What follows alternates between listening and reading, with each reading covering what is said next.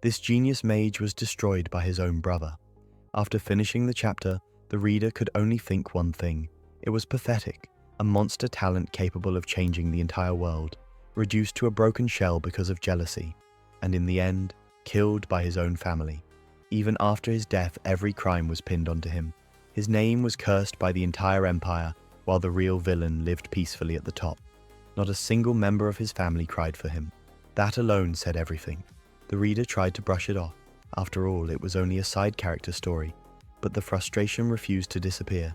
How could someone ruin their own little brother's life just for power? Still emotionally drained from the revenge arc, the reader closed the book and set a 10-minute alarm. He only wanted a short nap to clear his head before reading the next chapter. But when he opened his eyes again, everything was dark, completely dark. At first, he thought he overslept, but something felt wrong immediately. He couldn't see anything, not even his own hands. Panic slowly crept in as he touched the ground beneath him. Stone, cold, rough stone. His bed was gone. Then, clank, a metallic sound echoed through the darkness. The moment he moved his leg, chains rattled around his ankle. His blood instantly ran cold. Someone had chained him up. He forced himself to stay calm. No screaming, no panicking. First, understand the situation. The chains weren't tight enough to cut circulation, which meant whoever locked him up wanted him alive, at least for now. Then suddenly, voices. A line of light appeared in the darkness before the door slowly opened. The sudden brightness burned his eyes, and a gentle voice echoed through the room. "How are you feeling?" A man stepped inside. The reader immediately tried to ask for help, but the words that came out of his mouth weren't his own. Brother. His mind froze. Brother? He didn't have a brother. But before he could process it, his body continued speaking on its own. "I'm sorry. I was wrong. I won't do it again." Fear, desperation, terror. Those emotions weren't his. It felt like someone else's memories were leaking directly into his mind. Then the man frowned slightly. Luca. The moment he heard that name, everything clicked. Luca, the side character from the novel. The same genius mage destroyed by his older brother. The same boy poisoned for years under the excuse of medicine. The same boy who eventually died before ever reaching adulthood. A horrible realization crashed into his mind. He wasn't looking at a kidnapping situation anymore. He had reincarnated inside the novel, and worst of all, he became the doomed side character himself. His breathing turned uneven as the man continued talking softly. Apparently, Luca's condition had worsened recently. The medicine wasn't working anymore, so they increased the dosage. The reader almost laughed from disbelief. Medicine? There was no illness. Luca was perfectly healthy. The so-called medicine was actually poison designed to destroy his magic talent. In this world, magical power determined inheritance. The strongest mage became the head of the family, and Luca's older brother could never accept that reality, because Luca was a true monster. While ordinary children awakened magic around 6 years old, Luca was already using advanced magic at age 3. Everyone knew he would become the greatest mage in the family's history, so his brother decided to erase him before that could happen. Little by little, bottle after bottle, year after year, he destroyed Luca's body using poison while pretending to save him. And now, the brother held a new crystal bottle directly in front of Luca's face. Black liquid swirled inside with an eerie blue glow. A stronger dose, enough to possibly kill him immediately. One of the servants panicked. "Sir, young master!" But the brother silenced him instantly. Soon everyone left the room. Only the two of them remained inside the underground prison. Then the older brother smiled warmly. "You won't die, trust me. This is all for your own good." The reader's fingernails dug into his palms. This monster truly believed Luca's life meant nothing. Fear exploded through his body like a collapsing dam. His breathing became unstable, his vision blurred, and then a bright white light suddenly appeared before his eyes. Ding! Our guy wakes up no longer in his own world, but in the body of Lucas Ascanian, the official candidate for the title of the most unfortunate victim of an aristocratic family. And as if that wasn't enough, a system window with a survival quest pops up in front of my eyes. The situation is disgusting, to put it mildly. In front of him is a bottle of poison, and next to him stands his brother, the same guy who smiles like a saint but behaves like a demon with a degree in psychology. He calmly explains that Luca should drink the poison again to check the symptoms. That is, the brother literally says, "Come on, let's make sure you don't die too quickly." The hero quickly realizes that there are only two options: drink and maybe survive, or give up and die for sure. He chooses the poison, and while the insides are burning as if a bonfire has been lit in the stomach, the system suddenly gives out. Congratulations, the offer has been fulfilled. This is a real solo leveling moment. Waking up later, Luca discovers that the poison did not kill him, and the system now shows a full-fledged status window. And then the comedy of pain begins. The title is The Biggest Fool of the Empire, health is in the red, mental strength is in the red, luck is in the red. Bro literally starts the game with a debuff on existence. But the main blow is the Dawn 777 feature. The system reports that there are 777 days left before his death, and the chance of changing his fate is a measly 0.2%. That is, the world officially considers him almost doomed. It is here that the hero ceases to be a victim.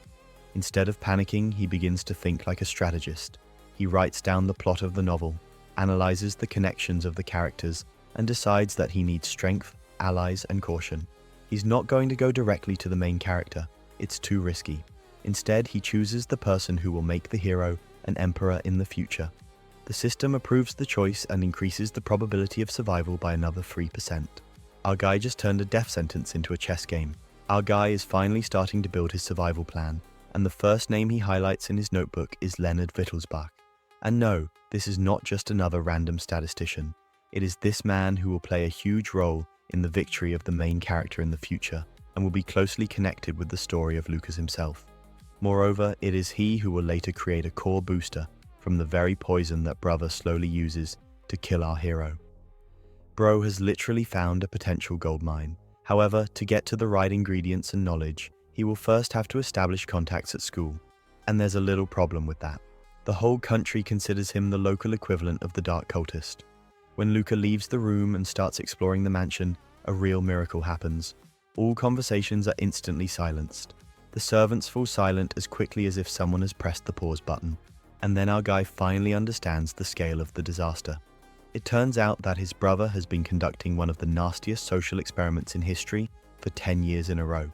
He gradually spread rumors that Luca was connected to the Pleroma, an insane cult that likes to drink blood, steal magic power, and perform resurrections with inferior quality to Chinese assembly. That's not even the scariest part. This psycho was also playing the role of a caring brother. That is, during the day he defends Luke in front of people, and at night he creates new rumors against him. Bro literally staged a 10-year information war against his own younger brother, and the worst part is that everyone believed it. My father believed me, the servants believed him, the whole empire believed it, even Luca himself believed it. But our hero looks at the situation quite differently. Instead of depression, he thinks, so what? The more they avoid him, the less they will interfere. The logic is ironclad. After wandering for a long time, he gets to the library, where the system suddenly throws up a new quest.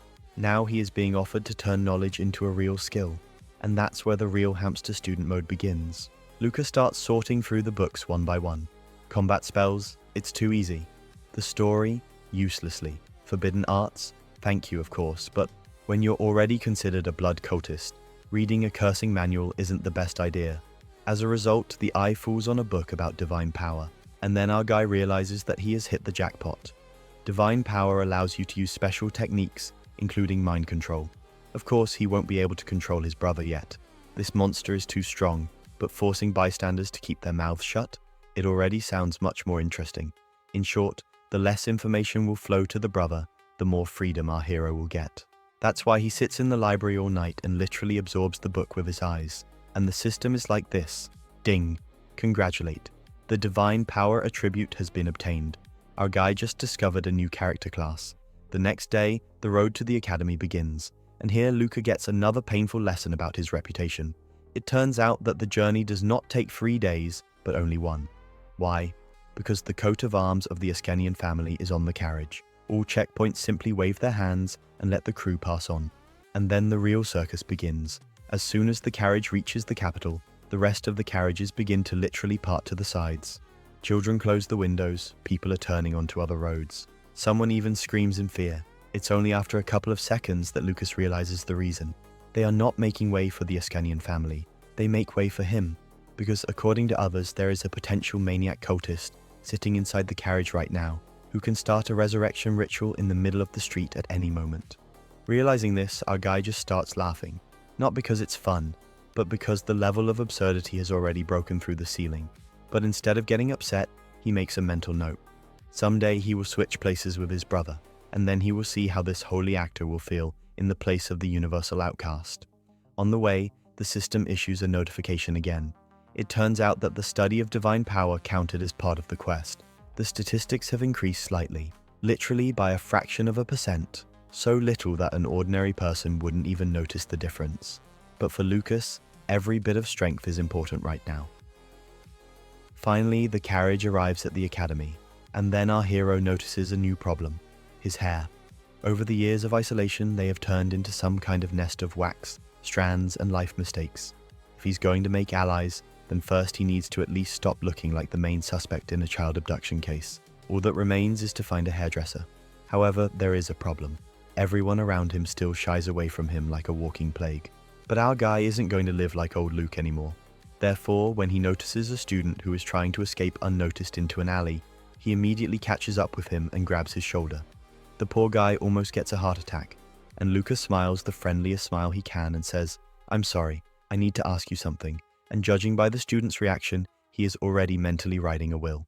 Our guy is finally completing his first big quest. Ding! The system confirms the completion of the task. Chapter 1 is completed. The next chapter opens. And if earlier Luca was just trying not to die, now a full-fledged survival game begins. The first thing he does is look in the mirror after getting a haircut, and then an unexpected discovery occurs. It turns out that under a layer of hair, wax, depression, and years of gaslighting, there was a completely normal guy hiding. Not a handsome man of the level of the main character of romantic Manhwa, of course. But he's no longer the #1 suspect in the infant sacrifice case. Our guy literally got an appearance buff through a barbershop. But poor Melvin, who helped him find the salon, still behaves as if he were being led to execution. Every question Lucas asks causes him to have a new panic attack. When Luca asks his name, he reacts as if he's about to be interrogated using forbidden magic. At some point, our hero even begins to feel like a school bully.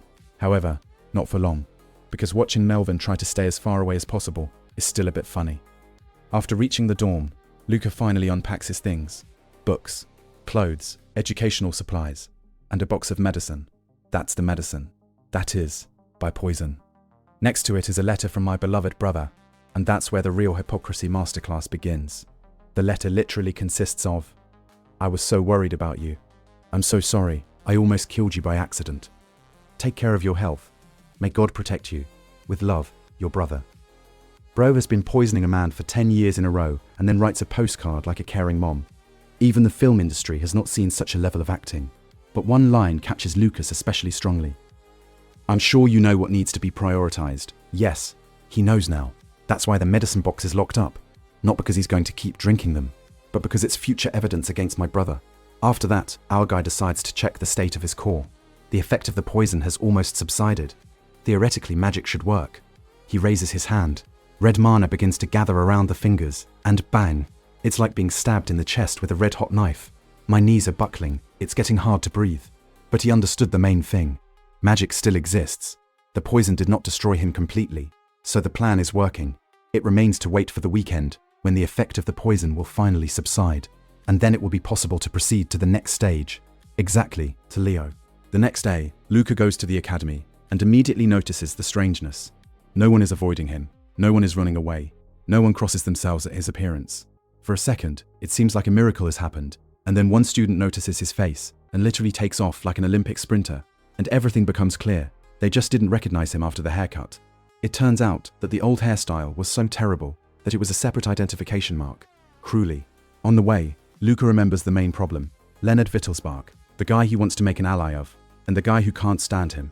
And the reasons are quite funny. Once upon a time, Leo admired Luca. He saw his talent. I saw the potential. But then the rumors started. The strangeness began. Luca began to shut down. He stopped showing his abilities. And as a result, in Leo's eyes, he turned into a man who simply threw his talent in the trash. Therefore, Leo's attitude now looks something like this. You disappoint me. Not hate, not fear, just a huge disappointment. And this can already be fixed. When Luca enters the classroom, the noise immediately subsides. 100 eyes immediately turn in his direction. That's when the voice is heard. Look at that. Have you decided to live longer? Our guy doesn't even raise his head right away. because he knows the owner of that voice perfectly well. Leo, the golden boy of the academy, excellent student, a favorite of the teachers, genius, pretty boy, the owner of maximum social skills.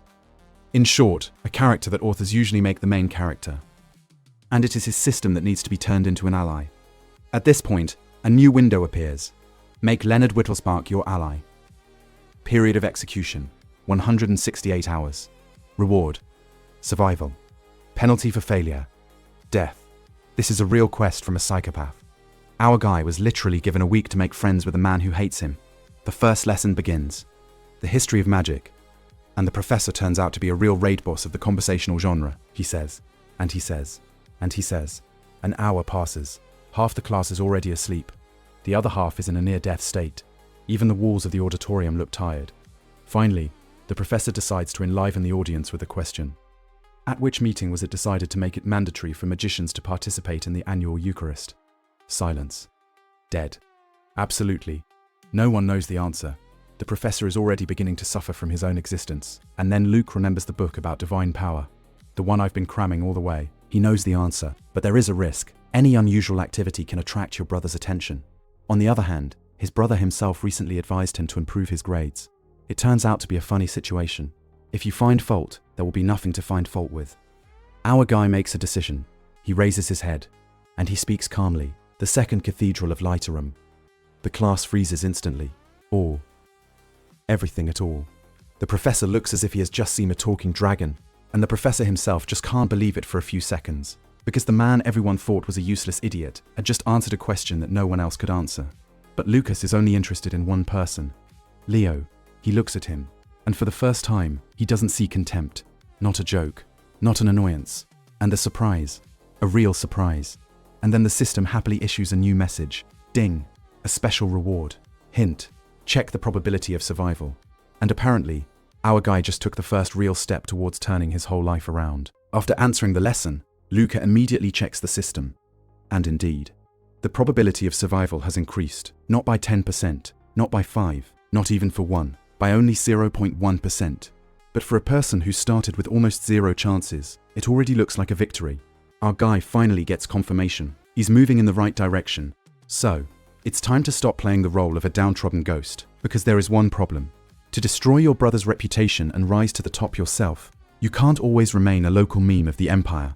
Sooner or later, my brother will notice the changes. He will set up an observer, he'll come in person, or he'll come up with some other dirty trick. Therefore, there is no time to build up. The first days of study are quiet. Luca barely sticks his head out. Instead, he spends all his free time in the library continuing to study divine power. While the others are relaxing on the weekend, our guy is literally farming the experience. And finally, Monday comes. The first full-fledged practical lesson on magic. And this is dangerous territory, because it's getting harder to hide your changes. The professor leads the students to the training ground, and the magic demonstration begins. One student, second, third, fourth, spells fly in all directions. And then Luca notices something interesting. Leo. Before that, he seemed like just a smart and popular guy. But now it's becoming obvious. This guy is a real monster. When it's his turn, he literally stands out from the rest of the course. Not a statistician's level. Not the level of a talented student. This is already material for the main character's team. Our guy looks at it and mentally understands. Yeah, not everyone becomes a friend of the protagonist for nothing. Meanwhile, the traditional school ritual begins in another part of the playground, discussing Lucas behind his back. As soon as he changes his appearance, half of the academy starts building conspiracy theories. One says, this is the first time he looks like a human being at all. The other one responds, I just saw his face. The third one starts to worry at all. What if he just decided to start drinking blood more professionally? Bro literally cut his hair. But the locals already suspect preparations for world domination. Rumors about the pleroma are so ingrained in people's brains that any change causes them to panic. And the worst part is that there are those who really believe in it. One of the students almost breaks down. Why are you all so calm? But it is at this moment that Leo intervenes, and he says a phrase that immediately shows his attitude towards Lucas. A change of appearance does not change the essence. Hard, very tough. For the rest, it's just another taunt. But in reality, the situation is more complicated, because there is a real civil war going on inside Leo. He hates the current Lucas, but he can't forget the boy he saw 10 years ago. The kid with the incredible magic. Magic, which impressed him so much that it literally forced him to devote his life to the magical art.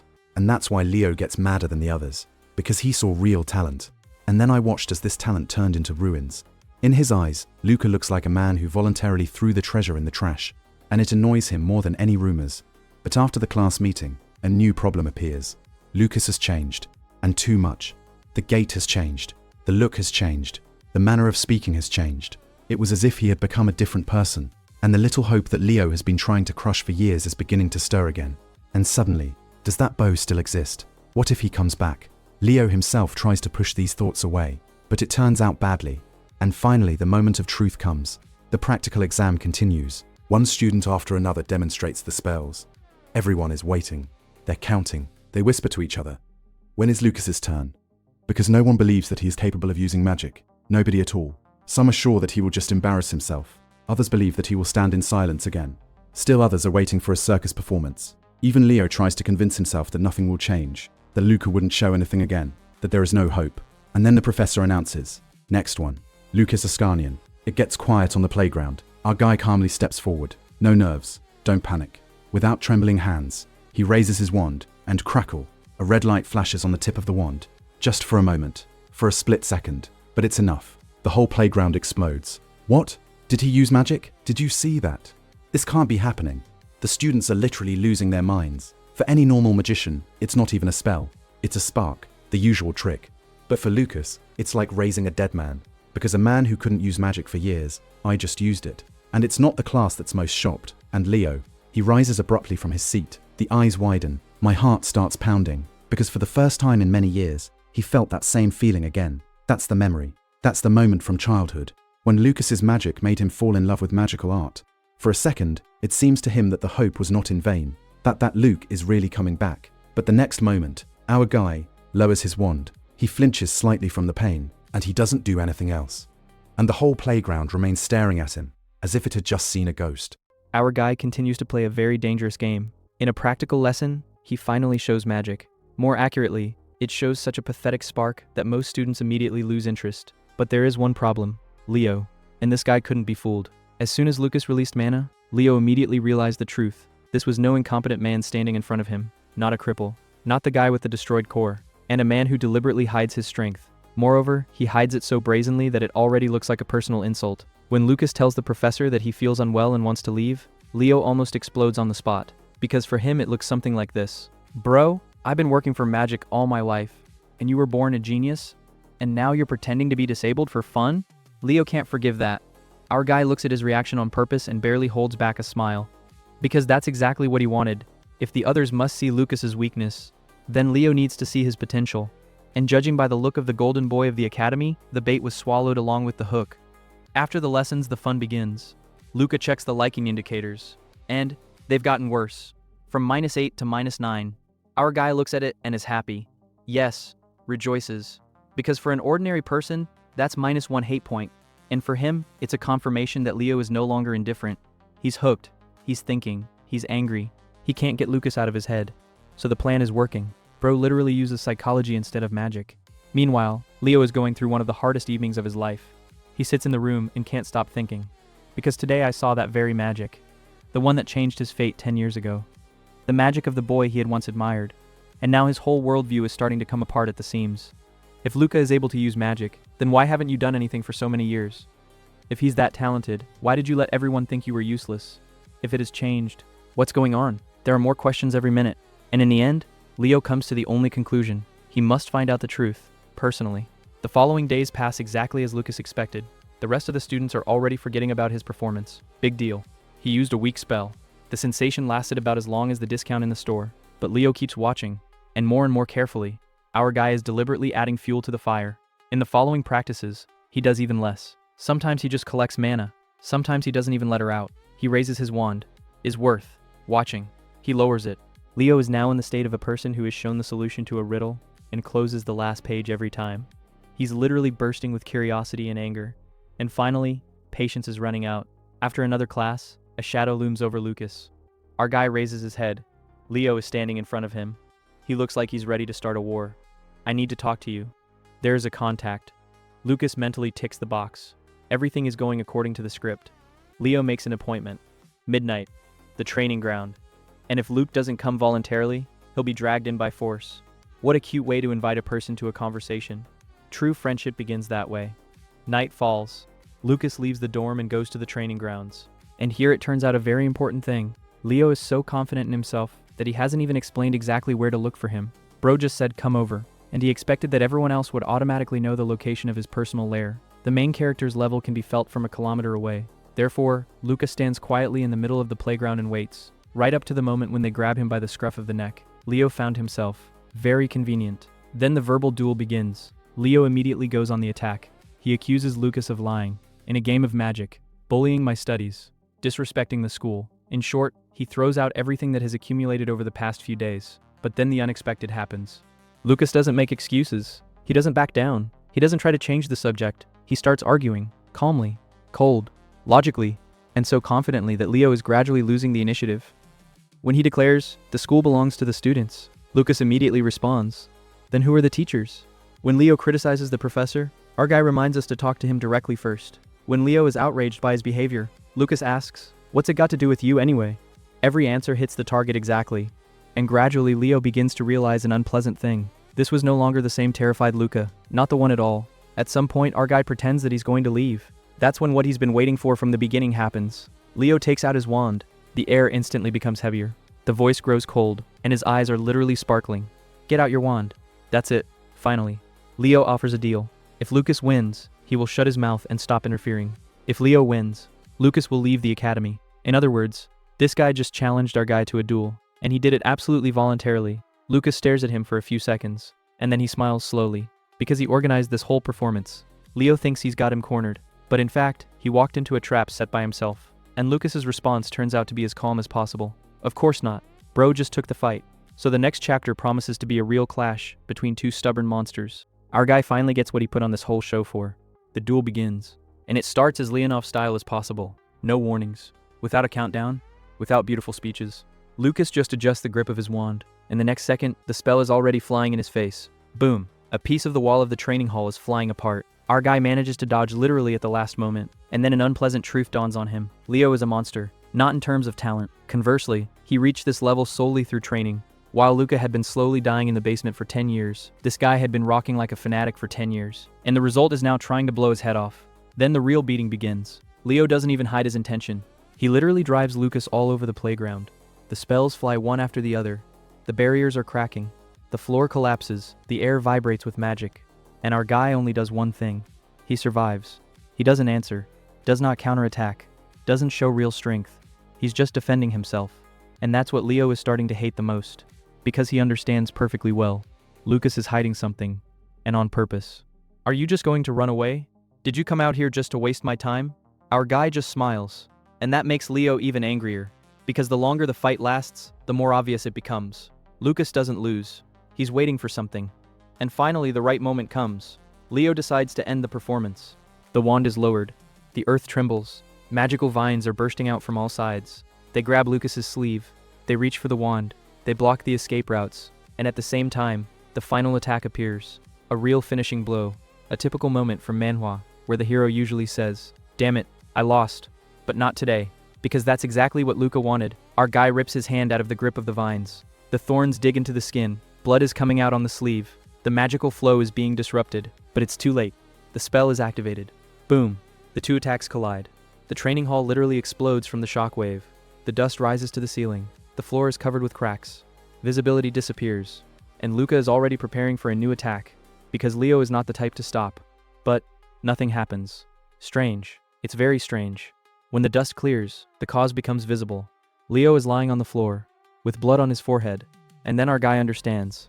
This psycho didn't dodge on purpose. He deliberately took the blow, voluntarily, with his own face, to make sure, to feel it, to check it out. Bro literally got the opportunity to dodge and said, "No, I'd rather catch it with my forehead." A real fan of magic, without treatment, without registration. Luca tries to help him up, but the situation is only getting worse. Because Leo starts laughing. Not nervous, not hysterical, but really happy. Like a man who had been searching for a treasure for 10 years and finally found it. That's it. What? That's what I've been waiting for. And then the revelation begins. It turns out that 10 years ago, it was Lucas's magic that inspired Leo to dedicate his life to magic. All these years, he remembered that moment. I remembered that power. I remembered that boy. And now he finally saw her again. In fact, Our guy has now accidentally fulfilled the childhood dream of this madman. But then the full raid on the psyche begins, because Leo is asking, hit him again. Yes, seriously. One more time. Voluntarily. To make sure that everything happened for real. Our guy stares at him for a few seconds, and he understands a terrible thing. This was not just a talented magician. In front of him is a magic addict. Hit me again. No. Please. No. Just one more time. You could die. But it's beautiful. Bro is literally trying to subscribe to receive combat spells in person. In the end, Luca just knocks him out with a sleep spell. The most effective way to argue with fanatics. Then he sits down next to her and looks at the ceiling. Mission accomplished. Leo took the bait completely. The system is practically counted. The future hero's most important ally is already on the hook. And the best part, he doesn't even know how much they're going to use him. Luca looks at Leo sleeping peacefully and smiles to himself. Because right now, this guy looks happier than he has in the last 10 years. And our hero is already making plans for his future. In short, Leo thinks he's finally found a friend. Lucas believes that he has finally found a very useful tool. The beginning of a wonderful friendship, or very high-quality exploitation of human resources. Leo wakes up in the morning. For a few seconds, he tries to figure out if yesterday's fight was a dream. Then he sees Lucas, and he understands. No, everything is real. The magic was real. The duel was real. No. So the rumors about Pleroma are a lie. That's a lie. Can you use magic? I can. And all these years he could? He could. Leo's face grows darker with each answer, because the picture adds up to one huge word: deception. Someone was methodically ruining Lucas's life. For years. And finally the main question sounds. Then why? Why did you live like this? Why was he patient? Why did you let this happen? Why was he hiding his power? Why was he silent? And that's where our guy gets it. The moment has come. He leans closer, looks straight into Leo's eyes, and he utters a phrase that will completely turn the whole story around. Then promise me one thing. Which one? Don't tell anyone. For me, it's a matter of life and death. It's at this point that Leo finally stops being just a classmate, because now they're going to let him in on a secret that will destroy the original plot of the novel, which means history is officially starting to go off the rails. Our guy is finally showing his cards, more precisely, part of the maps, because if you tell the whole truth at once, Leo will either go crazy or try to stage a coup d'etat today. That's why Luke starts with the main thing. First, promise me you won't tell anyone. Leo looks at him as if he's about to hear a confession of belonging to the Pleroma, but after a short pause, he nods anyway, and even adds, I swear by God. Our guy just sighs. Bro is about to tell a family drama, and this one has already activated the divine contract. After that, Luca gets to the point. I was born with the most powerful magic in my family, and my brother wants to become the next head of the family. There is silence for a few seconds, and then Leo's face slowly begins to change, because he's not an idiot. He doesn't need to explain further. In the world of magicians, the strongest inherits power. If the younger brother is stronger than the older one, then the younger brother becomes a problem. A very big problem. And suddenly the whole story comes together. Wait a minute. Yes. You can't use magic because of your brother? Exactly. Leo is still trying to find an excuse. But he wasn't going to kill you, was he? And then Luca just takes out a bottle. That's the one. Medicine. Poison. Slow execution in a beautiful package. Leo takes the bottle and examines the contents carefully. The glowing liquid looks suspicious even without the magical formation. And for a person from a family of doctors, the picture becomes quite unpleasant. What is it anyway? The medicine that my brother sends me every month. After it, my core is blocked, and trying to use magic turns into torture. Leo's face gets paler with each new sentence, because now he begins to understand the scale of what is happening. This is no longer a family conflict, not envy, not a struggle for inheritance. This is a 10-year murder attempt. And then Leo asks a question that runs through the mind of any normal person. Why didn't you just stop drinking it? Our guy just grins, because the answer is even worse. When Luca was a child and refused to take medicine one day, he lost consciousness. He woke up after his brother told him the story of the supposedly killed wolf, and then the punishments began. Hunger, isolation, locked rooms, and not only on my brother's orders. My father also participated. And that's where Leo finally breaks down, because up to this point, he was still trying to find a rational explanation. Now there are no more explanations. There is only madness. The worst comes later. When they start remembering the rumors, a vampire, the cannibal, the Pleroma, the cult, blood rituals, all the accusations that Luca had been living with for years. And suddenly a question arises. What if your brother did it too? Most likely, at this point, Leo literally grabs his head, because his whole world is starting to fall apart. He hated Lucas, condemned him. He looked down on me. And now it turns out that Luca has been a victim for most of his life. Moreover, the victim of such a cruel scheme that it even sounds implausible. Leo's first reaction is, we need to inform the investigators. That's why Luca wanted to talk to him in advance. Because a good person always wants to act right away. But good people often forget one thing. Villains also know how to prepare. Therefore, the onion quickly cools his ardor. There is almost no evidence my brother must have prepared backup options. Any hasty action can end in disaster. Fortunately, it takes Leo a couple of seconds to figure it out for himself. Another advantage of having brains. After that, the conversation suddenly turns in another direction. Leo begins to remember all your bullying, all the barbs, all the times when he pointedly despised Lucas. And gradually his face turns red, out of shame, because suddenly it turns out that for years he had been putting pressure on a man who was already on edge. Our guy is quietly watching this process. Eventually, Leo lowers his head, and for the first time, he truly apologizes. Not for show, not for the sake of feeling better, but sincerely, for everything. For last year, for contempt, for the fight yesterday, for judging someone else's life without knowing anything. And that's where Luke responds unexpectedly. I can't forgive you. Leo flinches, but Luke continues. Because it's not my decision. And then it gets a little sad, because the real Luke is still the person who has lived these years. If anyone has to decide on forgiveness, it's him. Our guy is just a temporary tenant in this story. After that, the atmosphere becomes too heavy, so Luke decides to change the subject. And he remembers yesterday's fight. More precisely, one very interesting detail. By the way, you started practicing magic because of me, didn't you? Silence. An even longer silence. Leo turns pale abruptly, and then he blushes, and then it turns pale again, because he understands. He blurted out his main secret yesterday, the same secret that I've been hiding for 10 years. It turns out that it was Lucas's magic that inspired him to become a magician. Not the parents, not teachers, not an academy. Lucas. And so much so that Leo remembered his name years later, and now he looks like a man who's been caught reading a romance novel. It's not because of you. Yeah, because of your magic. Of course. I didn't even remember your face. Of course. The more he makes excuses, the funnier the situation becomes. Our guy can barely contain his laughter, but it's time to get back to business. Luke asks for two things. First, get a certain medicine, the one that will help you deal with the consequences of poisoning. Leo agrees right away, no questions asked. Without a doubt, just takes the list, and he nods. Second, much more interesting, train with me every day. For a second, Leo's face literally lights up with happiness. The real thing, clean, sincere. Then he remembers that he's supposed to look serious. But it's too late. Our guy saw everything. It turns out that the offer of daily workouts has about the same effect on Leo as the promise of a new bike for a child. He even tries to justify himself. Like, there just wasn't a suitable partner. Sure, we believe it. Absolutely. In the end, Leo agrees. And at the same moment, the system finally gives voice. Ding, congratulations. Task, make Leonard Wittelsbach your ally. Done.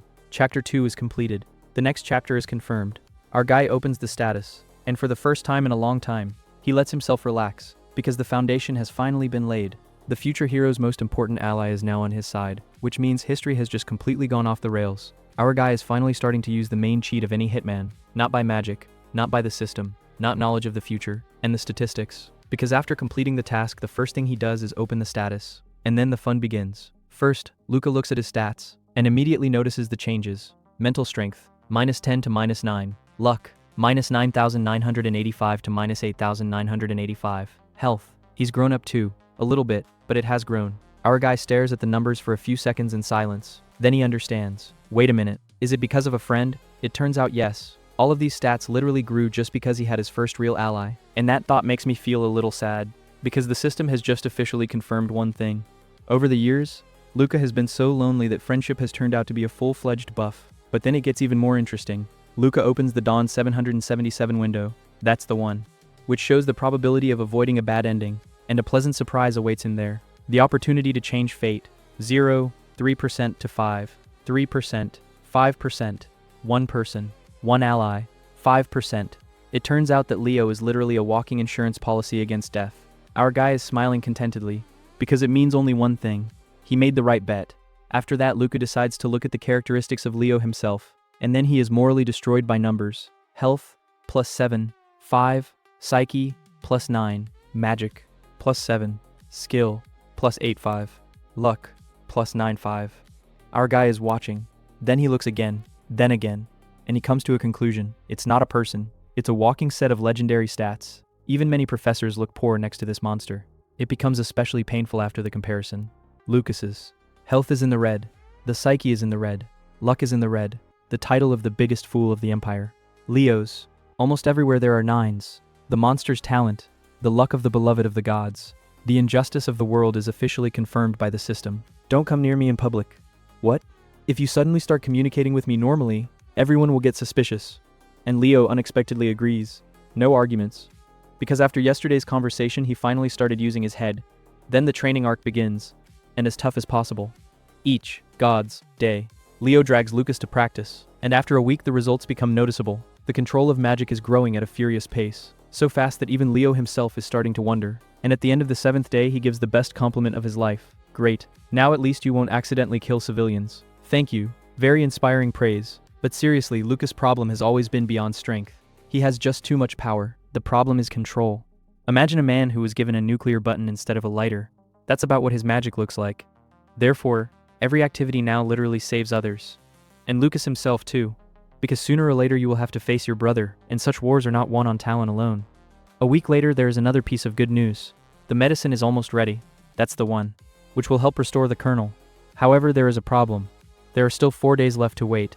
But these are small things. The plan is working. My brother is silent. There are no suspicions. The school calmed down. Everything is going perfectly. And that's why fate decides to remind you that it exists. Returning to the dorm in the evening via a teleportation artifact, Lucas suddenly feels something strange. It's very strange. The core. His magic core. It's shaking. It's like he's losing his stability. It's like it's literally falling apart from the inside. Our guy immediately looks gloomy, because he understands. 10 years of poisoning do not pass without a trace. Even if you stop taking the medicine, even if you start training, even if everything goes according to plan, the body has already suffered too much damage. And then the financial arc begins. The scariest arch of any student. Money. Luca opens a bank statement, and he sees a huge amount. The father continues to transfer money. There's only one problem. You can't use them. Generally. Because my brother is watching. If Luca, who hasn't bought much for a year, suddenly withdraws a large sum, the alarm will go off instantly.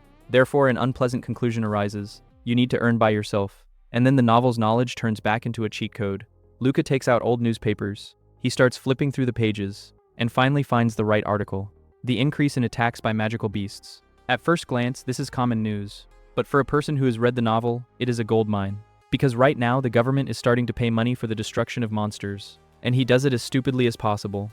It's so stupid that the main character in the original literally got permission to hunt using forged documents. In 10 seconds. Without identity verification. Without registration. No questions asked. Back then, our guy, being a reader, laughed at the idiocy of officials. Now he looks at it in a completely different way. That's great. Corruption has never looked so useful. The next day, Luca tells Leo the plan, and he immediately gets involved in the work. He sits right on the floor of the training room. He takes out the paper, a pen. He starts calculating something, because when it comes to magic or preparing for battle, this person becomes dangerously effective. Good. What's the budget? I don't know yet. What do you mean? There is no money. But they are there. There is. Then why not? Because you can't use them. Leo freezes. Our guy starts to smile. Because explaining the financial situation of the heir to the richest family is sometimes more difficult than telling about a 10-year poisoning. And it is at this moment that Luca lays out a thick stack of documents on the table. Then he says seriously, listen carefully. I have a plan. And considering that all the previous plans of this psycho have already ruined the plot of the novel, you can start worrying in advance. Our guy is finally moving on to the next stage of the plan. Earn money. And as usual, he does it in the most suspicious way possible. Luca is laying out papers right in the middle of the training room, with the look of a man who is about to present a pyramid scheme. Leo looks at him first, then he looked at the papers, then back at him, and he gives the most honest comment of the day. It doesn't look possible at all. Our guy just smiles, because he knows one important thing. In this world, the most profitable schemes usually start with the words, "That's impossible." But before discussing the plan, Leo suddenly remembers another problem. Do you even realize that you are known all over the empire? I understand. No, you don't understand. And then the scolding begins. It turns out that for others, Luca is now behaving like a man who has been furniture for 10 years, and then suddenly started talking. It's not so noticeable at school yet. Everyone is used to his existence, but outside of the academy, people will quickly understand. Something has changed. It has changed a lot. Luca listens to this calmly, and he answers, "That's why I've already prepared." After that, he begins to explain the earnings scheme, attacks by magical beasts, rewards for destroying them, corrupt officials, a leaky registration system, fake identity. In general, the standard set of a successful entrepreneur. Leo is listening to, and then he asks the main question. Let's say, how are you going to hide your eyes? And that's where the really important problem begins. Because the bow can hide the face, hide the name, hide the voice. But his eyes know literally everything. Pink irises, a signature feature of the pleroma, in fact, a personal passport on the face. But it turns out that our guy has prepared for this too. However, the method raises questions, a lot of questions. And they all start with the words, "Why do you even know about such trash?" The next day, Luca drinks a special potion, and after a while his eyes change color. The pink disappears, Dark blue appears in its place, the most common color, so ordinary that no one will even pay attention. Leo looks at the result, then at Lucas. Then look at the result again, and he asks a logical question. How do you even know about this potion? Our guy instantly activates the most ancient hitman technique. I studied. All. End of explanation. Leo tries to dig further. Where did you study? I studied. Who taught you? I studied. How do you know about the side effects? I studied. In the end, Leo gives up, because it is extremely difficult to argue with a person who knows the future. After that, he suddenly puts forward his own condition. I'll help with the artifacts. Good. But I'm going with you. What? Are you serious? It turns out that Leo doesn't trust Lucas's survival skills at all, and the reason is quite simple. It's not the monsters I'm afraid of. I'm afraid for the forest. According to Leo, the problem is not whether Luca can kill the beast. The problem is whether there will be anything around after that, because our guy's talent is so absurd that it sometimes poses an environmental threat. And to be honest, that sounds fair enough. As a result, the operation begins the next day. Luca turns into the most suspicious person in the world.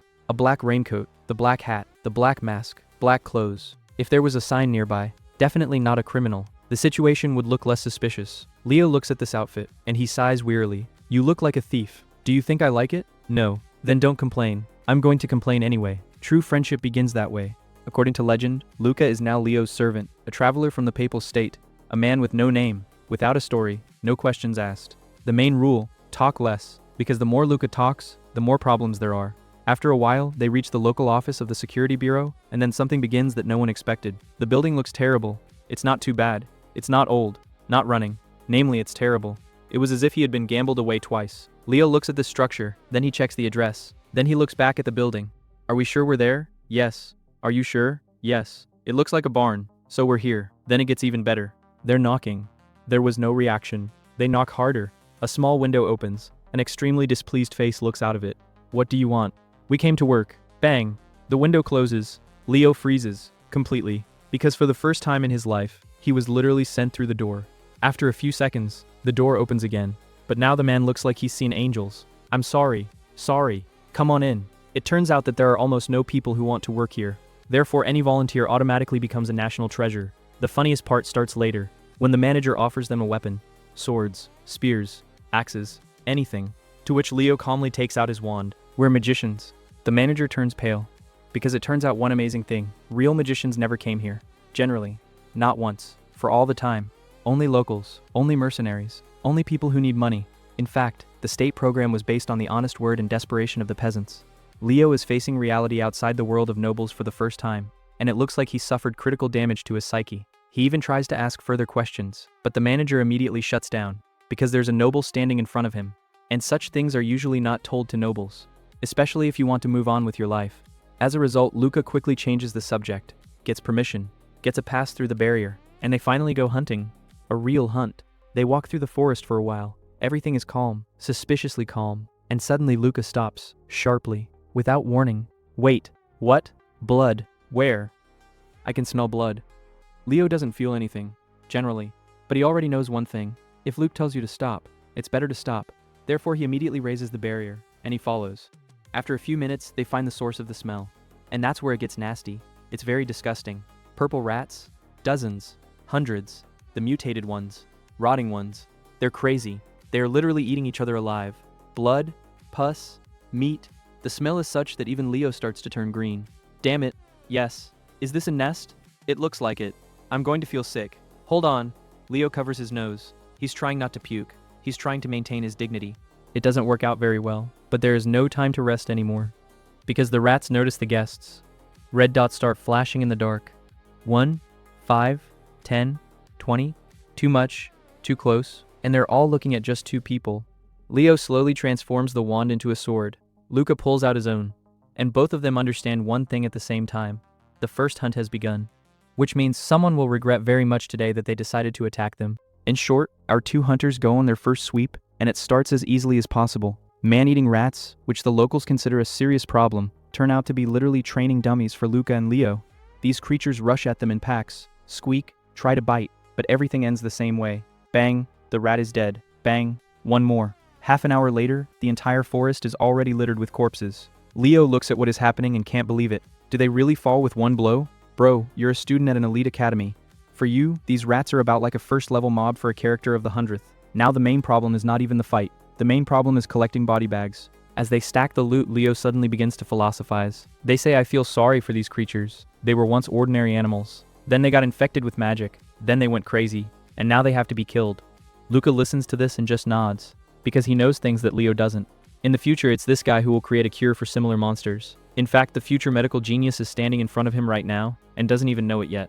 So Luca just slaps him on the shoulder and says, well, make the medicine yourself. Leo looks at him like he's crazy. Are you serious? Our guy just grins, because he knows the future better than Leo himself. Returning to the hunter's office, they unload the bag. The manager opens it. He looks inside. He's watching it in, and it freezes, because there are so many rats inside, as if these two had staged a local genocide of the entire species. This is literally the first time a man sees such prey. According to his calculations, they almost completely wiped out the local population, for which they get about 50,000 won. And then the funniest part begins. Leo, who grew up in a rich family all his life, looks at money and is like, not bad, we earned a monthly allowance in an hour. And Luke looks at him in much the same way as one looks at a child who has learned the price of bread for the first time. The rich boy is only now beginning to understand the concept of earnings. After that, they're going to leave. But then Luca smells blood again, and not just blood, other blood.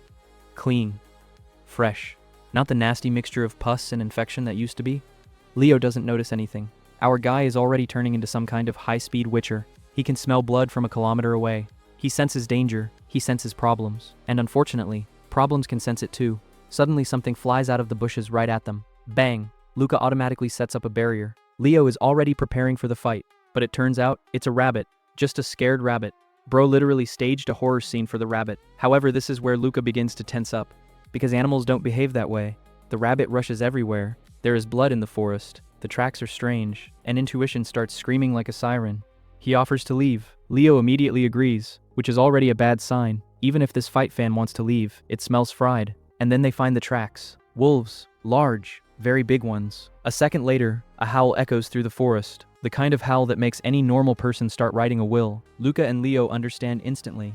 They are no longer hunters. They're a potential dinner. And just a second later, something flies out of the darkness. Growl. Bam. The creature crashes into Luke's barrier, and so much so that the protection cracks. And then Luca understands. This is no longer an ordinary beast. Not even close. To examine the enemy, he launches a flash of light. And this is where the real Resident Evil begins. A wolf stands in front of them. But not exactly a wolf. He has a huge goat horn. Someone else's feet. Other people's body parts. The whole body feels like it was put together by a drunken alchemist at 3 in the morning. Leo looks at this wonder of nature, and literally freezes. This, Luca finishes for him. A chimera. And that's where it really doesn't get funny, because chimeras don't appear on their own. Someone created them. Someone deliberately mixed up the animals. Someone was conducting experiments. But there is no time to think. The monster charges again. Leo instantly uses the magic of plants. The roots grab the creature. Luca finishes from above. A huge tree falls right on the monster's head. Boom. The wolf turns into a rug. The fight is over. But the problems are just beginning. As they inspect the carcass, Luca notices an important detail. Traces. The same footprints they had seen before. They don't match. At all. If it's a wolf, then why were there traces of another animal before? Leo doesn't understand at first. Then he gets it. And his face looks like he saw the price of tuition after the discount. Because the answer is obvious. It was a pack. An ordinary wolf pack. Only instead of wolves, there are chimeras running around in it. Luca speaks calmly. If we're lucky, there are fewer than 10 of them. And after the word lucky, the worst usually begins. Because at that moment, new red eyes start to light up around the forest. 1, 2, 3, 4, more. A growl comes from the darkness, from all sides. And our guys understand one simple thing. If they ran away now, the pack would follow them straight to the humans. That leaves only one option. Luca creates a huge red spear in his hand. He looks into the darkness. He looks at the approaching eyes. And he speaks calmly.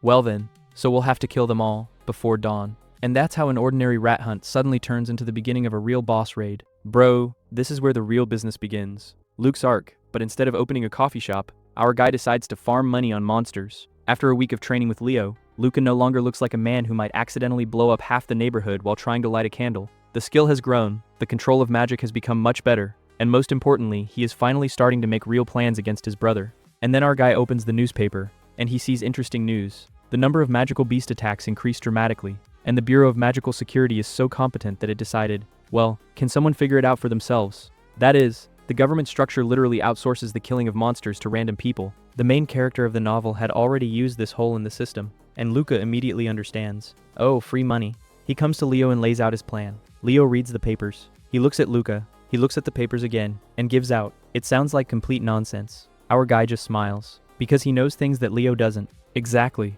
The local security agency operates at about the level of the village barn. Leo immediately raises the main question. Do you even realize that half of the empire knows you? And it's real. Luca is not some kind of no-name. He's literally a local meme. Everyone knows the pink eyes of the Pleroma family. Everyone knows his face. Even if he wears a mask, anyone will see the iris and immediately say, "Oh look, it's that empire's biggest fool." But Luca has already thought it all out. That's where Leo comes in. He's making a special potion. The stuff is so murky that even the old folks of the Wittelsbach family rarely use it.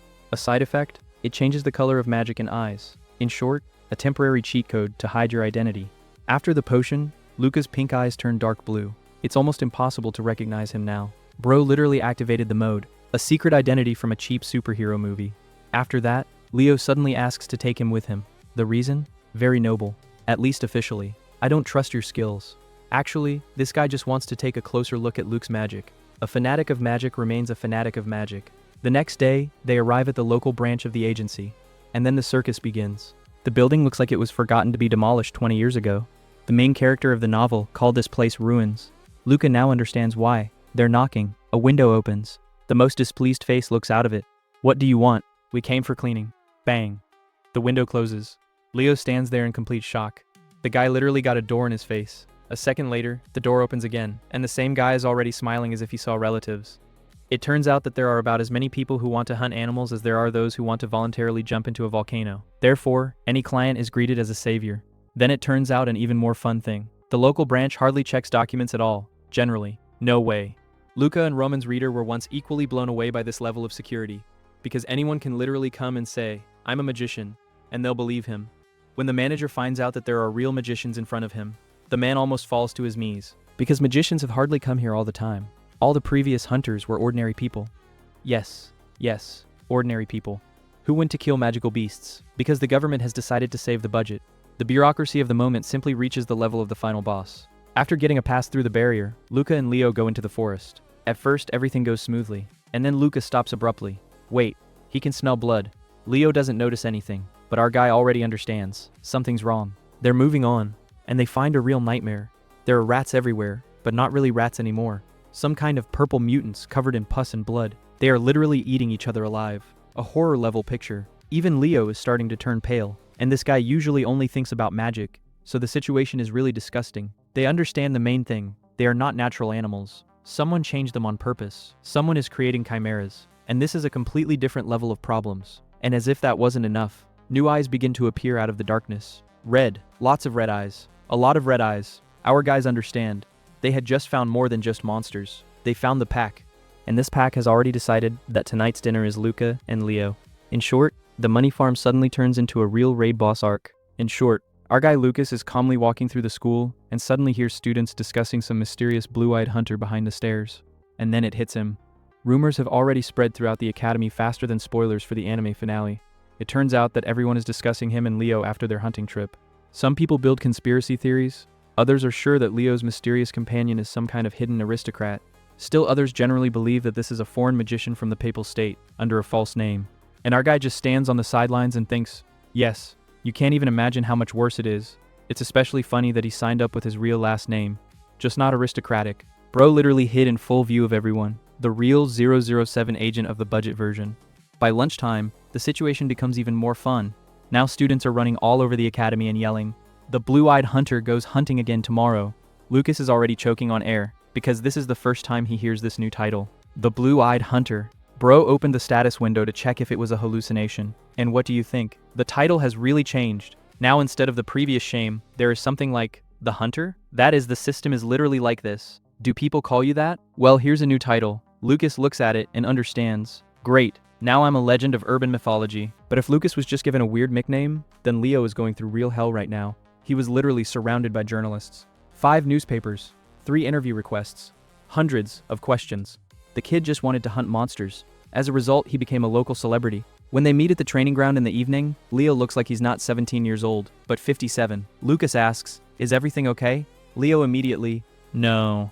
And he answers with such a face as if he had just paid off the mortgage for 3 locks. But then the most useful part begins. Leo gives him a long-awaited package. Artifacts. And not some pretentious legendary relics. No, the most ordinary watch and chain. It looks so boring that no one will even pay attention. But there's a real cheat code hidden inside. The watch is supposed to hide Lucas's magical aura, and the chain will stabilize its crumbling core. In fact, it's like putting an SSD in an ancient computer. The outside is the same junk. There is a completely different level of work inside. Lucas puts on his watch, uses magic, and he immediately feels the difference. Earlier it was as if he was driving along a dead rural road after a bombing. Now it's at least a normal asphalt. Leo is already glowing with happiness, like a child who has been given a new toy. See? It's working. And then Lucas opens the status, and almost drops his jaw to the floor. Skill, plus 1.015 to plus 4.0154. Bro gained plus 3 skills in 1 hour. This is literally a legendary RPG outfit, but the real shock comes after the chain. At first it seems that nothing has happened, and then his core suddenly becomes light, free, without constant pain, no pressure, without feeling like there's a brick stuck inside my chest. Lucas doesn't even know how he feels, because for the first time in 10 years, his core is working almost normally. He removes the artifact, and the pain immediately returns. He puts it back on, and it gets easy again. And then a terrible thought comes to him. All this time, he didn't even realize how damaged he was. It's like a man who has been breathing through a straw all his life, and then took a deep breath for the first time. The status doesn't lag behind either. Health, minus 3.5 to minus 0.5, plus 3 more points. Bro is literally recovering before our eyes. Now he no longer looks like a character who will die from a violent sneeze. After that, Leo goes to rest, because the journalist destroyed him morally more than any monsters. And Lucas stays to train. 3 hours in a row, chasing magic. It is testing a new condition, enjoying life. In short, the man finally got a normal gaming account instead of a broken starting character. But then the classic novel setting begins. He returns to the dormitory at night, tired, pleased, happy, and then he notices a note under the door, opens it, is reading. It says, "I know everything." This already sounds like the beginning of horror. He turns the sheet over. It's even better there. Get out of the dorm immediately. It gets really tense for a second, because there are many options. A brother? A cult? The pleroma? Did someone reveal his identity? But Lucas quickly turns on his brain, and he understands. If they really had proof, they would have leaked it to the newspapers by now. So it's just an attempt to lure him out. That's why our guy goes out quietly. And almost immediately, he is intercepted by some freshmen, scared as if he was being forced to carry a message to the Demon King himself. The guy leads Lucas through half of the academy grounds, to the abandoned buildings, where either fights or plot issues usually start. Most often, both at the same time. Several familiar faces are already waiting for him there. Typical academic jackals. Not tops. Not geniuses. Not monsters like Leo. Namely, the kind of people who exist only to ruin others' lives. Those same NPCs are the school bullies. And then everything becomes clear. There is no conspiracy, no investigation, no hunting for the hunter. These clowns just decided to check if Lucas was still the same patient. One of them comes up and starts pushing. "You've changed. I've become too confident. I forgot my place." The other one laughs. The third agrees. The fourth one is generally trying to look scary. In short, a losers club meeting. Lucas listens to them and suddenly relaxes, because he understands. It's not a threat, it's garbage. They don't know anything at all. Not about hunting, not about the pleroma, not about his plans. They just want to assert themselves. And that's when our guy finally calms down. Because instead of a global crisis, all he got was school bullying. After monsters, cults, and a psychopathic brother, this is about the difficulty level of a training mission. And then one of the geniuses of the local spill finally gives out the reason for the call. "Give me the jacket." Bro. They actually arranged a secret meeting in the middle of the night in order to wring his jacket. The threat level instantly drops from secret organization to gangsters at the door. In short, our guy is reaching a new level of trouble. These clowns demand to give back the jacket, and Luca understands one thing. If the uniform is torn or ruined, the family will know immediately. And these are unnecessary questions. But there is a nuance here. The Ascanian family does not perceive him as a full-fledged family member at all. The Empire literally divides the concepts of Ascanian and Lucas. While the real heir appears somewhere on the horizon, everyone bows. And for most people, Luca is just a strange guy with a last name. Therefore, our hero looks at the situation as calmly as possible.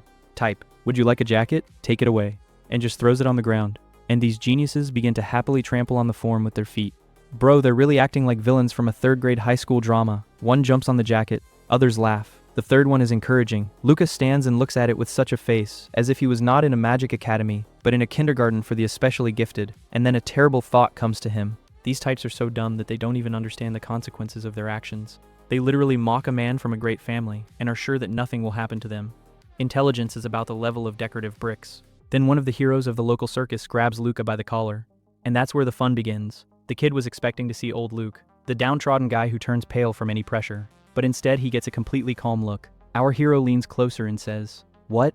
Will you see my tears and feel like a winner?" It's a direct blow to self-esteem. The chalice system literally freezes, and then his ego finally breaks down. Then you'll never win. Oh, that's psychological damage. The guy immediately reaches for the wand. And instead of words, It triggers magic. Boom. Luca flies into the wall. School diplomacy is over. The academic version of the UFC has begun. The others are even a little tense. Type, hey, we actually wanted to do everything quietly, but the main genius has already caught the main character's syndrome and decided to show his strength. He comes closer and begins to moralize. And then there's a moment that almost made me fall out. This guy starts telling Luke that he should take an example with Leo and the blue-eyed hunter. That is, literally from Lucas himself under the mask. Bro is now explaining to Luca why he needs to become like Lucas. This is a level of comedy that cannot be invented on purpose. Lucas stands and listens to his own motivational speech from the side. Learn from the blue-eyed hunter. He benefits the society. Be like him. Our guy is barely able to keep from laughing at this moment. This is literally a meme situation where Superman is told how cool Clark Kent is. But then it doesn't get funny anymore. These idiots begin to explain that they really want to help Luke. Yeah, when a school bully says the word help, it's usually time to run. 3 of them grab his arms. Luca is already thinking about knocking everyone out with magic right now, but he's still holding out. And so the gang leader takes a lump out of his bag. At first, it's not clear what it is. Then it becomes clear. A live rat. And then the level of abomination breaks through the ceiling. It turns out that it was these clowns who once spread the rumor that Luca eats rats for the sake of magic. And now we decided to arrange a check. They literally stick an animal in his face and say, "Come on, eat up, I'm serious." They actually brought a live rat to force a man to eat it. At this point, it becomes clear that their level of mental development has finally left the chat.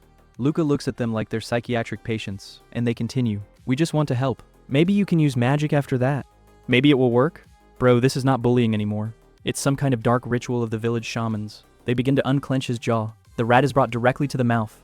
The situation is getting so ugly that even Luke is seriously considering setting up a local Armageddon. And that's when it all comes to the limit. Bang! A bright red flash flashes. A real flashback from Call of Duty. Everyone starts yelling. Some fall to the ground, others are clutching at their eyes. The third one doesn't understand what's going on at all. And Luca finally breaks free. He's breathing heavily. It rises. And then for the first time in the whole conversation, he looks really angry. Very angry. He picks up a handful of dirt and stones from the ground. Then he grabs the main freak by the collar. And now the roles are changing. A few seconds ago, these guys felt like hunters. And now they're starting to realize that for some reason, the prey is looking at them like the boss of the final raid. Lucas squeezes his jaw so hard that he almost howls. And he speaks calmly. Raise your head. The guy starts to panic. He looks at the dirt in Lucas's hand. He doesn't understand what's going on at all. And our hero keeps pushing. Open your mouth. And then a terrible thought slowly begins to reach the whole company. It seems they just pissed off the wrong person. In short, Bro finally turns on the stop putting up with this circus mode. And the situation is unfolding as much as possible, not where these geniuses expected. Our guy holds one of the bullies by the scruff of the neck and gives out such a philosophy that even a bitch would think. Since we all came from the mud and will go to the mud, maybe we should start eating dirt and becoming people? A person instantly ceases to feel like the alpha of the neighborhood. The kid jerks, kicks, tries to escape, but then one of his friends triggers magic. Bang! Lucas calmly blocks the attack, as if it's not magic, but a mosquito that flew into the room. And then the scariest thing of the evening begins to sink in. Wait, can you use magic? This is where the entire company begins its collective blue screen. All their lives they considered Lucas a useless statistician, and now this guy is standing in the middle of their company and chanting spells like the hero of the final arc. A real fight begins. 3 of them pour magic on him at the same time. The only problem is that their attacks work about as effectively as a water pistol against a tank. Lucas puts up a barrier, reflects spells, counterattacks, and he literally starts taking these guys apart for spare parts. One flies back. The second one falls face first into the mud. The third is bound by magic. Moreover, Lucas himself does not look angry. He looks annoyed. Type, are you seriously that weak? And it turns out to be much more offensive for them than any blows. One of the students is already sweating like before an exam, because he finally gets it. Lucas doesn't just know how to use magic. He uses it much better than they do. And this guy's only been studying magic for a while. It turns out to be the most humiliating mathematics. They've been training for years. He's been training for a couple of weeks, and he still throws them on the ground. It's literally when you've been playing an MMO character all your life, and a newbie comes in and accidentally does more damage. Meanwhile, Lucas continues the educational process. One turns over with a kick. The other is pinned to the ground.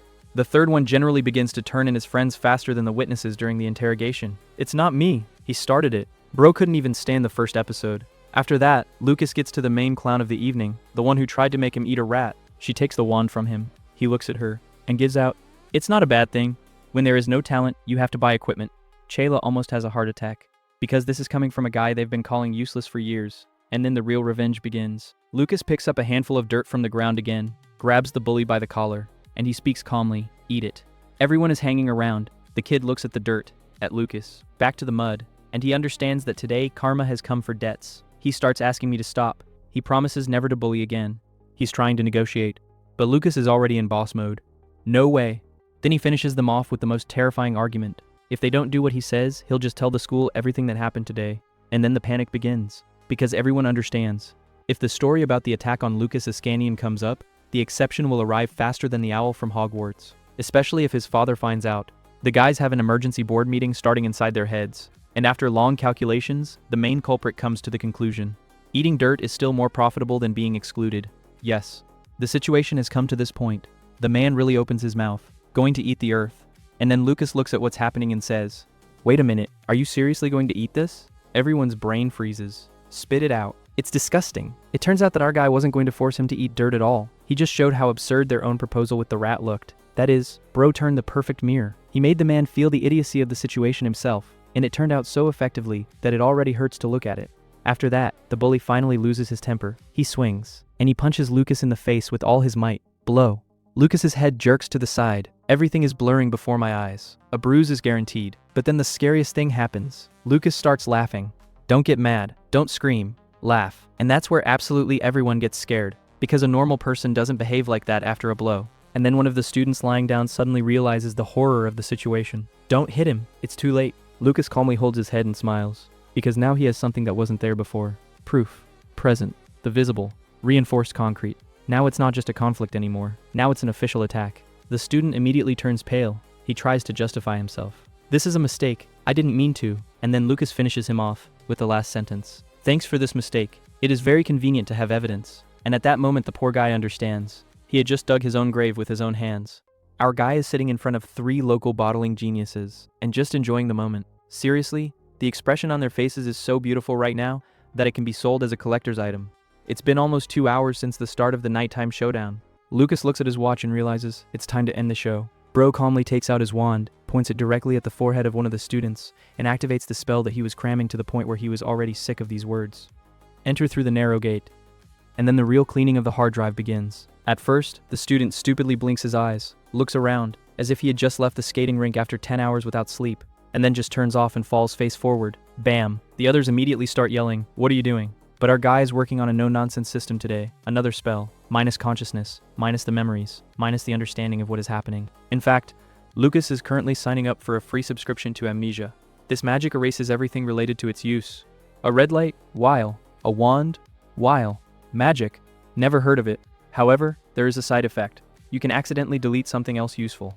So Lucas looks at these 3 and thinks, I hope I didn't make them any dumber.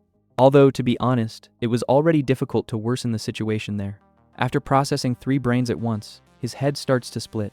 Bro understands the simple truth. He urgently needs to improve his stats, because now he looks like a character who has invested all his points in intelligence and forgotten about endurance.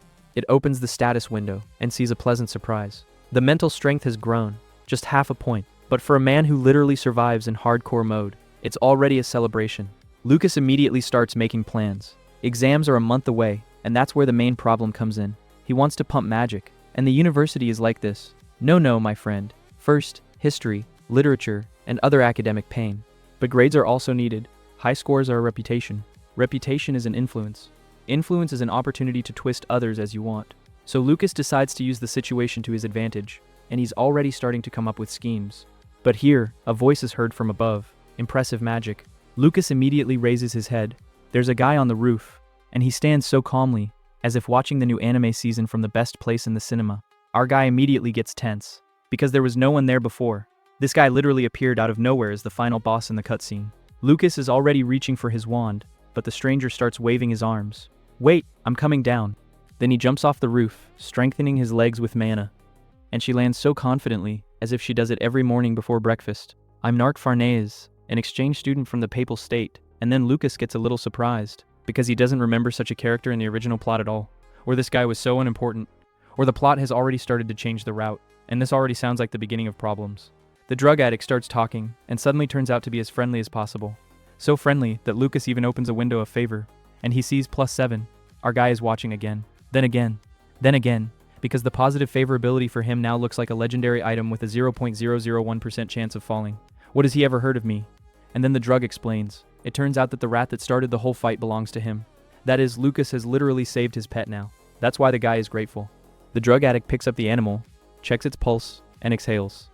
Then he takes out his wand. Lucas is already preparing for the unexpected, but instead of attacking, Narc also starts editing the memory of the students lying down. Bro is also a fan of mental tricks, and then Lucas finally understands. This guy is far from a simple statistician. Therefore, he opens his status, and he almost laughs, because the characteristics of the drug look like someone's cheating account. High health, high magic, high mental strength, the precognition trait, the perspicacity trait. In fact, he is facing a character who simultaneously reads the plot and spoilers, a real monster. And it is at this moment that the system message appears. Make the best choice. Lucas has a choice. Make this guy an ally, or keep your distance. But our guy doesn't even think for long. It's better to keep strong people around. It's easier to observe this way, because the most dangerous snake should be right in front of your eyes. He chooses a union. The system immediately counts the task, and the probability of survival increases by another 1%. 1%. It sounds ridiculous to an ordinary person. For Lucas, this is literally another day of living in a world that is constantly trying to kill him. After that, Narc finishes erasing the students' memories and asks, "Are you really going to leave it at that?" Lucas looks at the sleeping idiots, and he's smiling. No way. And then it becomes clear. Our guy's already up to something. Morning is coming. A trio of losers wakes up in a clearing. At first, they don't understand what's going on at all. Then they start remembering. Or rather, they're trying to, because the memory now resembles Swiss cheese after the explosion. One suddenly feels a salty taste in his mouth, and immediately begins to panic. What do I need? Have they fed the earth? Another remembers Lucas. The third remembers that he was lying on the ground. Then they start putting the puzzle together, and gradually the terrible truth dawns on them. They lost. We lost to a guy who officially can't even use magic. The atmosphere in the room is so heavy that it can crush concrete. They're trying to come up with excuses. They build theories. They discuss grades. They discuss the evidence. They discuss denunciations. In fact, an emergency meeting of the club, how not to get kicked out of the academy after the most shameful defeat in life, is currently taking place. And in the end, they decide to keep quiet, because no one remembers anything. So technically nothing happened. An ingenious plan. Simply magnificent, if it wasn't for one small but. The next day, they enter the classroom, and they immediately understand. They're dead. Not literally, for now. Because Lucas appears in the doorway, and he looks like he survived a meeting with a team of villains from some senin yesterday. His face is bruised, bandages, traces of beatings, a complete set of school violence victims. The trio immediately break out in a cold sweat, because yesterday, when they left, there was definitely no such thing, and now the evidence is literally walking around the classroom on two legs. One of them whispers, "We didn't hit him."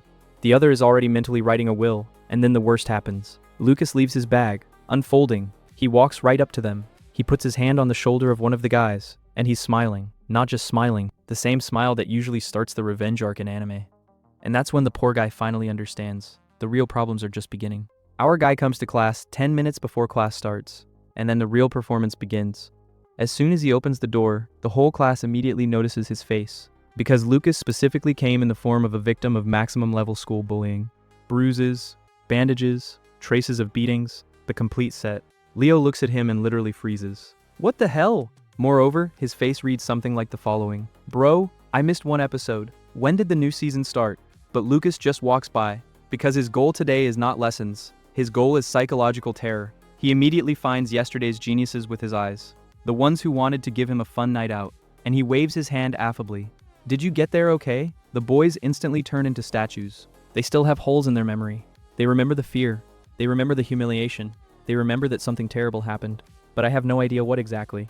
In fact, their brains are now working like a broken USB flash drive. And then Lucas comes up to one of them.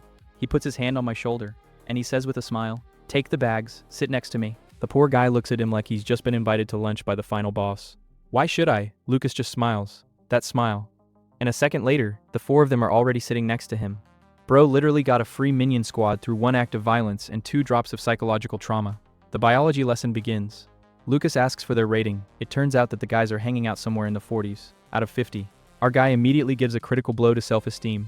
So you won't be able to understand the material anyway, but you're actually 48. And then the funny part begins. Lucas doesn't even argue, because old Lucas really was a walking academic disaster. But the new Lucas is already playing a completely different game. He points to the notebooks. Write down every word of the teacher. Why? Because I said so. Classic. No explanation. No democracy. The real tyrant style. The students are still trying to resist, but at that moment, the professor notices Lucas's face. What happened? And our guy immediately starts getting up. It's like he's going to tell an incredibly interesting story. Bang! One of the students immediately grabs his hand. Pale as a ghost. I'll write it down. I'll do everything. Just don't. Bro literally saw the disciplinary committee and his own expulsion before his eyes. The professor looks from Lucas to the terrified student, then back again, then again, and gradually he begins to understand the big picture. Even Leo at the other end of the class is already aware of exactly what kind of scam is unfolding right now. But Lucas just smiles. It's okay, just a little fight between friends. Friends, sure, about the same friends as Gojo and Sukuna. The lesson ends. The four of them look like they were manually copying an encyclopedia. My fingers hurt, my head hurts. The desire to live is gradually disappearing, but Lucas calmly checks his notes, and he nods contentedly, because his plan turned out to be brilliant. Why sit and write lectures yourself, when you can force others to do it? Bro literally discovered the skill, academic slavery. After school, he collects all the notebooks. The students look at him like he's a burglar. Are you going to report us? No. And then everyone has hope, which lives for exactly 3 seconds. But you can file a school violence report at any time before graduation. Lucas's smile widens. The smiles of the students disappear forever. Now they understand. He's not going to turn them in today. He just signed up for eternal fear. Moreover, he already has a medical certificate. That is, this person has prepared in advance. A real strategist. A real monster. A real bureaucratic boss. Lucas takes the notebooks and leaves. And then the Sufferers Club meeting begins. He's a bandit. He stole our notebooks. This is extortion. No, it's a rental. Shut up. In fact, the whole group is currently going through 5 stages of acceptance. After class, our guy goes to the training ground, and Leo is already waiting for him there. What happened yesterday? Lucas answers as honestly as possible. Well, almost. I got hit a little bit. A little bit. Bro literally forced people to eat dirt and got a personal army of scribblers. But technically he was really hit a little bit. So I didn't lie formally. Leo looks at him. He looks at it again, and he asks the main question. Did you win? Our guy breaks down and laughs, because the answer is obvious. Do you think they would have listened to the loser? And then Leo starts laughing too, because now everything is clear. The legend just went out alone against several magicians and framed a new philosophy of life for them. Then the training begins. 3 o'clock. 3 hours of pain. 3 hours of sweat. 3 hours of trying to make Lucas not a walking skeleton, but a full-fledged human being. And that's where the difference becomes apparent. Leo stands fresh after a workout, like after a nap. Lucas looks like he just walked through a SWAT obstacle course. Our guy opens the status. My health has increased slightly. The skill has grown. The mental strength has grown. Everything is growing, but slowly. Too slow. And it's starting to annoy him. Because there are exams ahead, quests, magic, survival, and 1,000 more problems. Lucas is already thinking about cutting back on sleep. So bro is officially part of the mad workaholic arc. But then Leo remembers something important. By the way, the herbs have arrived. Exactly the ingredients that Lucas had been waiting for several days. Our guy is already starting to make new plans. But at that moment, the system appears. And as usual, she decides to ruin his evening. A new assignment, reach 0 health points, period of execution. A week, Lucas looks at the assignment, then look at your characteristics, then back to the task, because now his health is minus 3.3, and it rises by about 1 in 10 days. That is, the system had just given him a level quest. Run to the moon on foot. The time is 7 days. Our guy starts laughing, because this is no longer a test, this is a natural mockery, and it seems that next week promises to be as much fun as possible. Our guy returns to the dorm, and immediately understands. The system again decided to arrange a quest for him from the category. Do the impossible in a week, and don't ask questions. The task is simple, raise your health to 0, that's all. The only problem is that his health is now somewhere deeper in the red than the student's financial situation after the sale. But Lucas already knows, if the system gives a reward, then there is a way. You just need to find a loophole. And then it hits him. The offer came exactly after Leo showed him the herbs he needed. A coincidence? Of course not. The system is literally flashing a huge neon sign. Bro brew a potion. Therefore, our self-taught alchemist immediately begins to make plans. Hunting for new elixirs? No, it's been too long. Buy something rare? Not either. Time is running out. Therefore, the only option remains. Conduct experiments. On whom? On myself, of course. Because our guy stopped respecting safety a long time ago. The next day, Lucas comes to class. His 4 new volunteers immediately get tense. He returns the notebooks, and he's smiling. From this smile, the guys already want to write a will. But suddenly Lucas says, I'm not coming to class today. Everyone freezes. What? I'm sick. Then who will write the notes? Lucas looks at them as if he's explaining the obvious to children. You. Bro even manages to organize the remote exploitation of the workforce on sick leave. A real middle-level manager. Before leaving, he adds more. See you at 6. And he leaves. And the 4 of them are left sitting with the faces of people who have just signed a lifetime contract. Back in the room, Lucas begins to prepare the lab. Flasks, vials, poisons, herbs.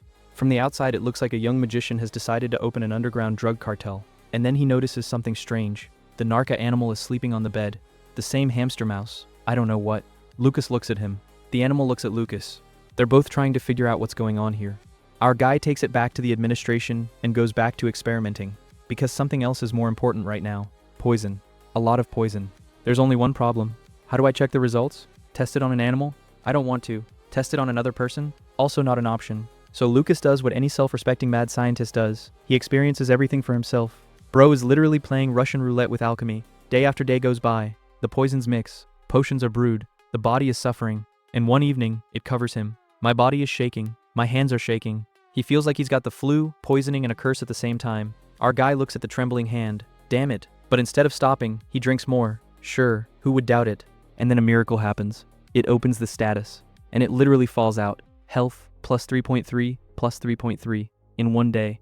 Bro just turned a deadly poison into sports nutrition. A real alchemical cheat code. Our guy starts laughing. Because it really worked. Not a theory. Not a hypothesis. It really works. Now the poison doesn't kill him. Now the poison is pumping him. In fact, Lucas subscribed to the reverse logic. Then the verification begins. Magic first. He snaps his fingers. And a fire breaks out in front of him. But not the usual one. The flame became brighter, cleaner, more beautiful. It was like he used to play on an old laptop. And now he suddenly launched the game at maximum. Then he tries the divine power. And then the show starts. White light spreads across the room. The curtains are swaying. The air shimmers. Lucas looks at the result and understands. Divine power generally feels stronger than ordinary magic. In fact, Bro accidentally opened the demo version of the Holy Emperor's regime. After that, he starts brewing more potions. Still. And more. And more. But when the health rises to the limit, the core starts to hurt. The body says, "That's it, brother. Slow down." So Lucas records the result. With the artifact, its maximum is now about 6.5. Not bad. It's pretty good. And then the most unexpected part of the chapter begins. He hears a sound. Pip. Lucas looks around. Pip. And he sees the same animal. The one I personally returned to the administration. Bro literally completed the delivery quest. And the hamster took and used fast movement. Our guy raises it with magic. He's going to take it back again.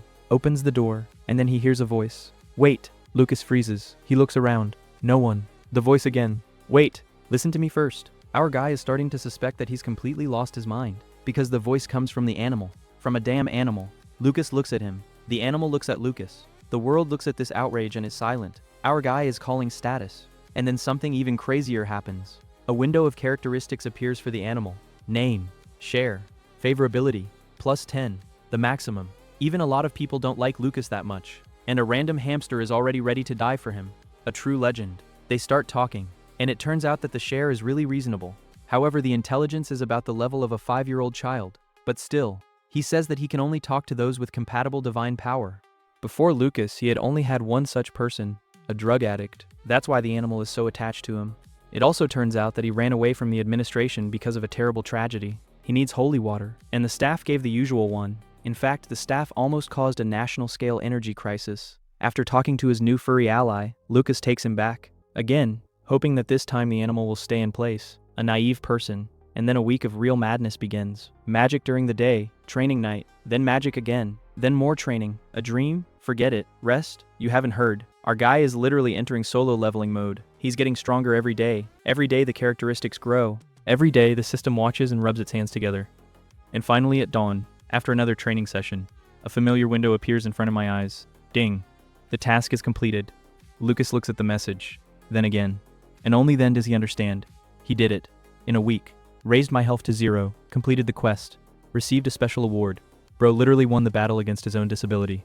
And the worst part? This is just the beginning of a new chapter. Our guy is finally completing that crazy quest. That's the one, where the system looked at its characteristics and said, raise your health to 0 in a week. And by some miracle, this psycho really did it. After several days of training, alchemical experiments, and voluntary poisoning of one's own body, a cherished window appears before one's eyes. Ding.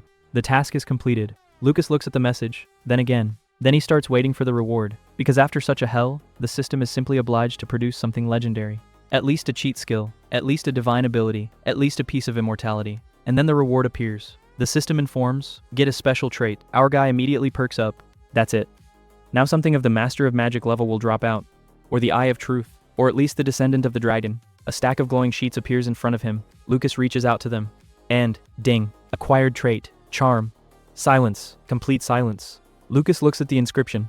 The sign looks at Lucas, and they're both trying to figure out who's bullying whom right now. Bro almost died a few days ago. He drank poison by the liter. I slept less than the Minecraft server, and as a reward, he received the talent of an extrovert. In fact, The system handed the magician a networking course, but then he opens the description anyway.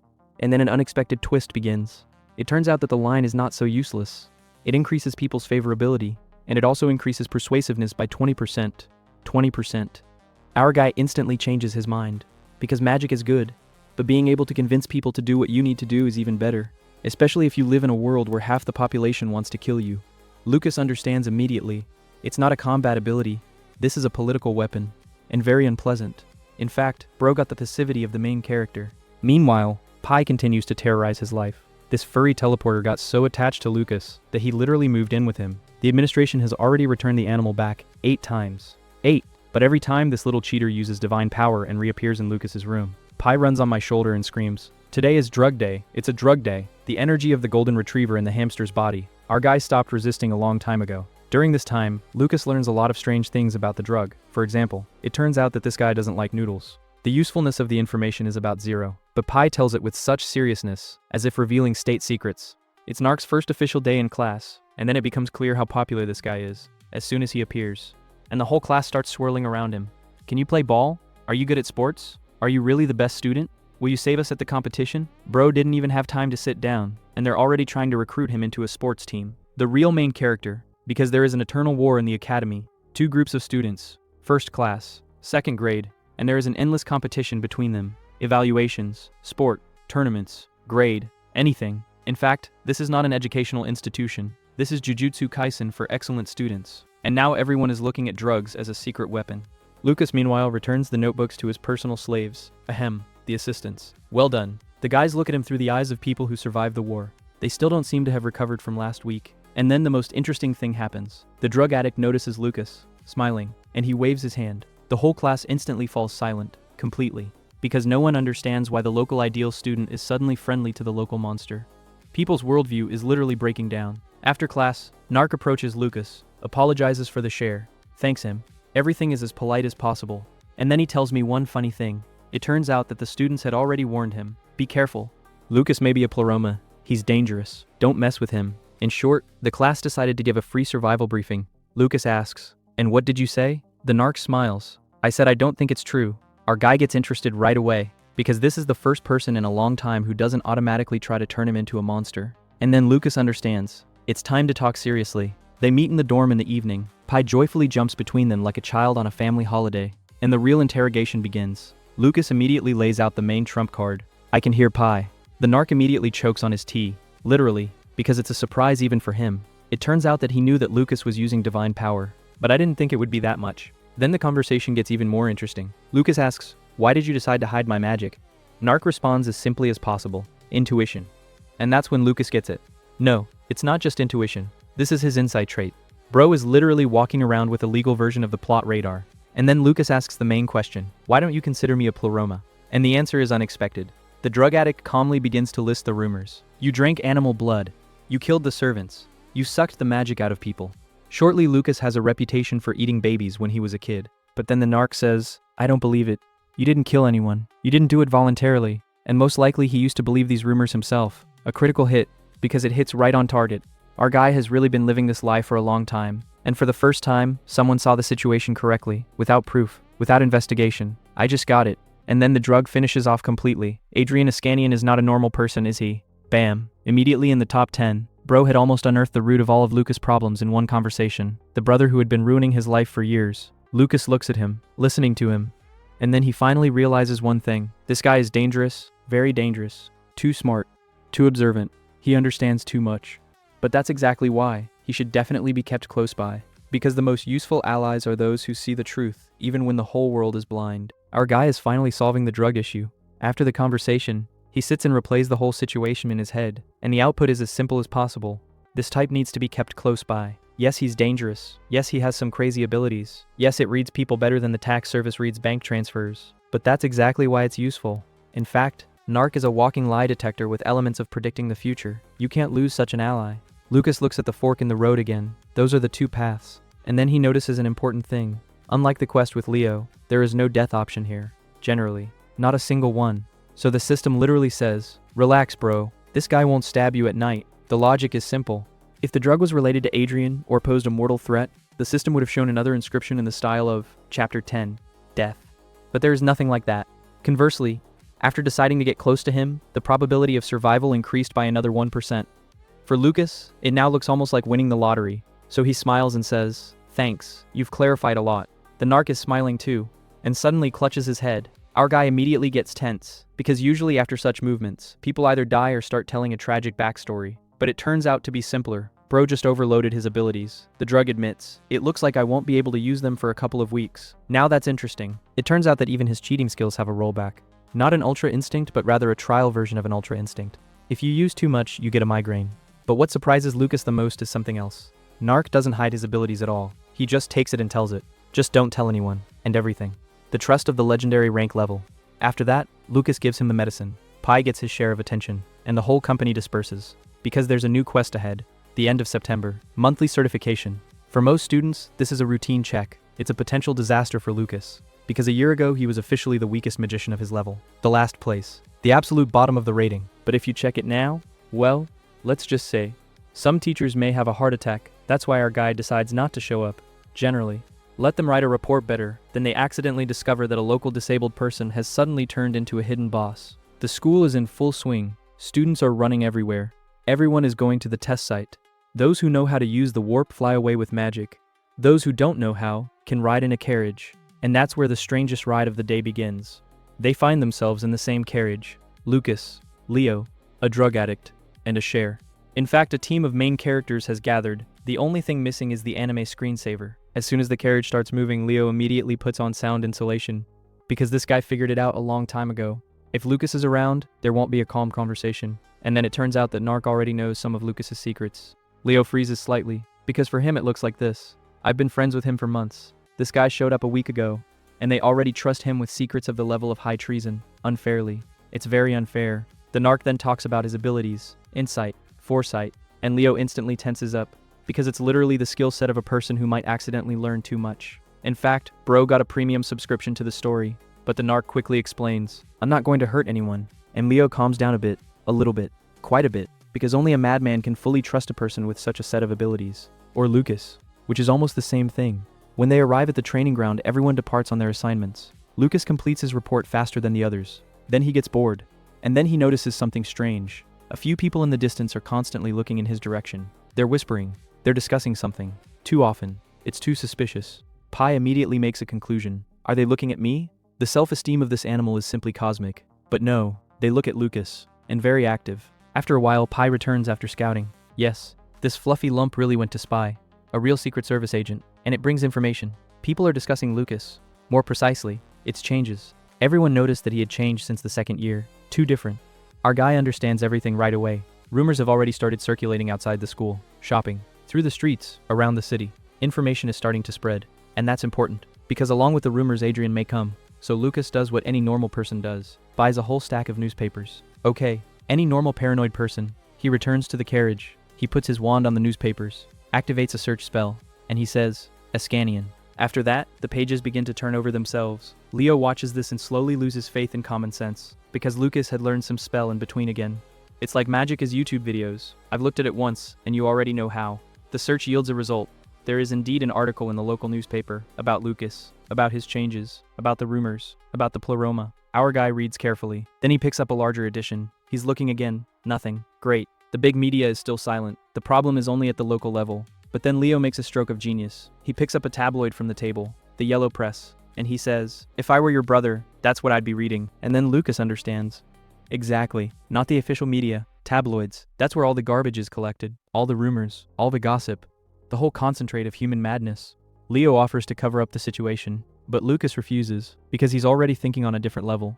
If you shut down the rumors, Adrian will start looking for information in a different way. If you leave the rumors, you can feed him the right version of events. In fact, our guy is going to set up an information trap for his brother. The real political intrigues are beginning. And then Leo suddenly gives out. When I look at you, it seems to me that you are a different person. A critical hit. Right in the heart. Because technically, he's right. Lucas barely keeps calm. He probably has disturbing thriller music playing inside him right now. But outwardly, he remains absolutely calm. Legendary skill, don't get burned. The maximum level. After that, time begins to fly. 1 week. The second one. Third. Training. Magic. Alchemy. Development of characteristics. Our guy literally lives in leveling mode. A real solo leveling of the academic version. And 3 weeks later, he opens the status. Health is already in the black. The skills have grown. Luck is almost out of the minuses. Even mental strength is gradually recovering. Compared to the collapsed half-corpse that appeared at the beginning of the story, this is a different person. Practically a new model. Lucas 2.0. And then the calendar shows an unpleasant date. Tomorrow. Midterm exams. So the next boss fight begins. Only instead of monsters there will be teachers. And it's probably even scarier. Our guy is finishing another workout with Leo. It's already evening. More precisely, it's almost night. The clock says 6. Normal people are going to rest now. Lucas looks at the time and thinks, great, you can study until midnight. That's what happens when a person finally turns into an exam monster. Before leaving, Leo calls out to him. Midterm exams are tomorrow. Don't screw up. Lucas immediately teases him. What if I beat you? Leo almost laughs, because this guy literally lives at the top of the rankings. For him, such a threat sounds something like, what if I become a dragon tomorrow? Moreover, Leo is well aware of one of Lucas' problems. In practical magic, he physically cannot reach the maximum. There's a huge fine for past absenteeism, therefore the first place is almost unattainable. But our guy doesn't need it. He's not chasing the Academy's throne at all. He only needs one result: raise your reputation. No more, no less. Returning to the room, Lucas discovers another mountain of clover on the table. Clover is already literally taking over the territory. A little more and you'll have to pay his rent. He pushes aside the green occupation and starts studying. At this point, Pi comes up with an ingenious suggestion. Lucas, can we climb rocks instead of studying? Share. The exam is tomorrow. What a rock climbing. This animal really offers a person to replace the preparation for the midterm exams with a camping trip. After several hours of cramming, Lucas goes out onto the roof to get some air. The whole academy is now living on just one theme: exams. Some more exams. And on top of that, some exams for taste. A drug addict meets him on the roof. This guy is beaming like he's already graduated. He immediately starts a conversation. How's the preparation going? It's fine. And you? Great. Then the drug addict starts dreaming. I wish he could. Lucas and Leo. Everyone got into a special class together. A real team of main characters. But Lucas just grins. Because officially he was the 48th. Practically the local legend of the bottom of the rating. However, the drug is not being used. The guy had already figured out that Lucas was hiding more secrets than half the palace. So he just asks, what do you think now? Can you do it? Our guy is smiling, and he answers as evasively as possible. Who knows? Translated from the language of Lucas. Yes, but I'm not going to tell you. The day of the exam is coming. The professor distributes assignments. Reminds me of the prohibition of magic. Reminds you of the cancellation of the work. It reminds me of suffering. Everything is as usual. And then the fight begins. Not with swords. Not on magic. On intelligence. The scariest kind of combat. A week of exams is passing. And now comes the final evening. The whole academy is literally going crazy. Someone is praying. Someone is crying. Someone is already making excuses for parents in advance, because the results are being published today. Lucas calmly returns to the room. He takes out a report card, opens old ratings, and he sees the classic story of his predecessor. 50th place, 50th place, 49th place, 48th place. Bro has been so consistently ranked at the bottom of the rankings that it can already be considered a talent. The tower clock strikes midnight. The ink starts to move by itself. A new line appears. Our guy is watching. He's waiting. And finally the result appears. 6th place in the class. 10th place in the entire faculty. Silence. Complete silence. And then Lucas exhales. Turnout. Perfect. Not the first place. Not the second one. Not too loud. But high enough for everyone to notice. This is literally the result he had planned. Real surgical precision. Then he checks the grades. Magic practice is only 30 points. Because the system still reminds him of past absences. But the rest of the subjects, almost 100. 7 subjects with 100 points each. 2 more are almost perfect. The average score is over 90. For a man who was recently considered the main academic vegetable, this is a real rebirth of the legend. But joy is quickly replaced by thoughts about the future. Because now everything will change. Now everyone will see his success.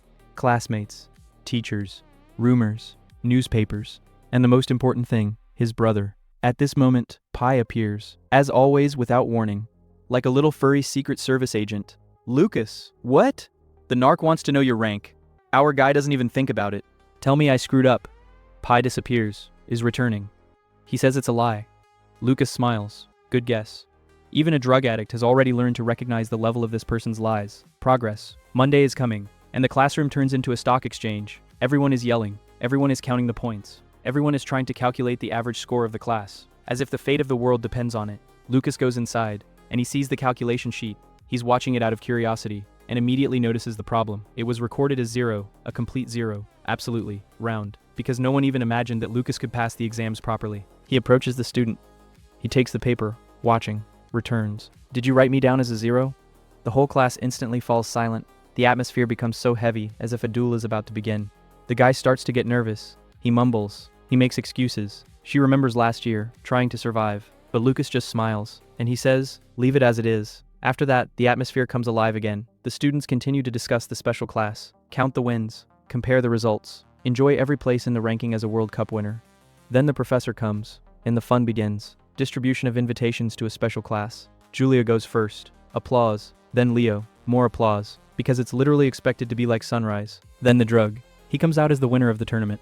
Receives congratulations. Returns to the place. Then Melvin. The guy is generally glowing with happiness. Bro is in a special class for the first time. It's the best day of the year for him. And so the professor takes the last envelope. The class is getting nervous, because no one understands who's left. All the candidates seem to have already ended. The professor looks at the list. He adjusts his glasses, and he says calmly, "Lucas."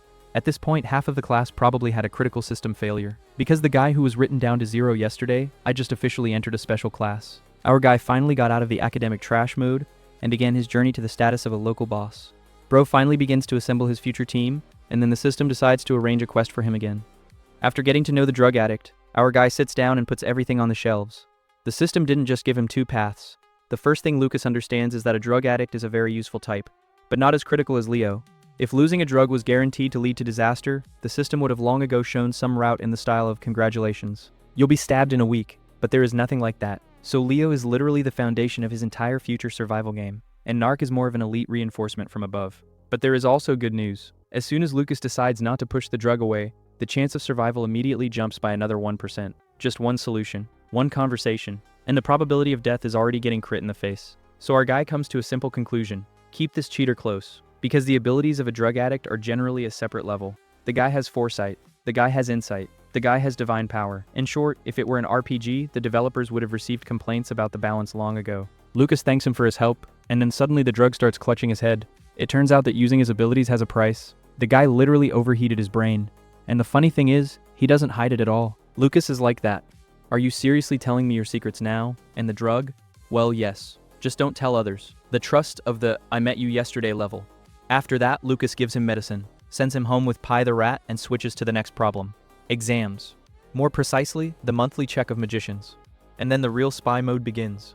Our guy specifically avoids a full-fledged check, because if anyone sees his real level now, then the legend of useless Lucas will die faster than the students after encountering his memory magic. Therefore, instead of the test, he writes a report and calmly goes to the landfill. A very interesting company gathers in the carriage. Lucas, Leo, a drug addict, and a rat. It's almost the starting lineup of some anime about saving the world. Leo immediately puts on soundproofing and begins the interrogation, because he still doesn't understand why the hell Lucas is confiding his secrets to a random exchange student. Then the narc reveals some of his abilities, and that's where even Leo gets a little hung up on. Foresight, insight, unique abilities. Bro is literally a walking spoiler for future chapters. Leo immediately realizes how dangerous this is. If such a person turns out to be a villain, then this is no longer a character, but a cheat code. But the drug is honest, greater than "I'm not going to hurt anyone." And Leo temporarily removes his hand from the imaginary alarm button. When they arrive at the training ground, Lucas notices something interesting. He's being watched, and not students. Ordinary people from the city, local residents, merchants, passers-by. Everyone is discussing him. Pi overhears the conversations and returns with a report. It turns out that people are already actively spreading stories about a suddenly changed Lucas, and then our guy understands. The rumors spread beyond the school, which means they'll get to his brother one day. Therefore, Lucas decides to conduct a reconnaissance. He buys a pack of newspapers, buys magazines. He returns to the carriage, and he starts using the magic of search. Bro literally launches the magic Google. Find a Scanion. The wand is glowing. The newspaper opens on the right page by itself. Leo looks at it and is like, "When did you even learn this?" And Lucas is as calm as possible. In class. Just imagine Leo's face. A person disappears from classes for half of his life. Then he comes, conjures like a Terminator, and he says, "Yes, I learned it in class." There are indeed articles about him in the newspapers. So far only in the local press. It's nothing serious. But the trend has already appeared. And then Leo pulls out the real threat. The yellow press. And that's when Lucas gets it. The official media can still remain silent, but the tabloids are ready to write anything, especially about the pleroma. Especially about the strange Ascanian. But instead of panicking, our guy starts to smile, because he comes up with an idea. Leo looks at him and says, "Sometimes I feel like you're a different person altogether." And this is probably the most accurate phrase in the entire arc. Our guy almost has a heart attack, because Leo was right on target, but he quickly turns the conversation around. And then 3 more weeks pass. Lucas plows like hell. Training, magic, development of characteristics, and his status is literally starting to rise from the dead. If earlier there were solid disadvantages, now the indicators are steadily creeping up. The ultimate monster is still a long way off. But bro has already stopped looking like a man who might die from a violent sneeze. And finally the day of the midterms arrives. The results are coming out. Everyone is waiting. Everyone is nervous. Everyone is discussing ratings. And then the professor calls Lucas. And then the whole class literally freezes. Because our guy is taking over. 10th place. 10th. After 98. This is not an improvement. This is the plot twist of the level. The NPC suddenly became the main character. The professor is still finishing off the situation. Right in front of everyone. You were the 98th. Thank you, professor. Very tactful. The whole class is looking at Lucas like they just saw the goblin get sage mode. And rumors are starting to spread through the school faster than the virus. After class, Lucas meets with Leo. And they both understand. From that moment on, hiding is no longer possible. The information will definitely reach my brother. The signal has already been sent. That's why Lucas reveals his real plan. Don't just learn. Not just to survive. He's going to create an organization. Leo gets tense at first. Then he asks, "Are you going to become a gang leader?" I really understand his reaction. With Lucas, you never know. But our guy shakes his head.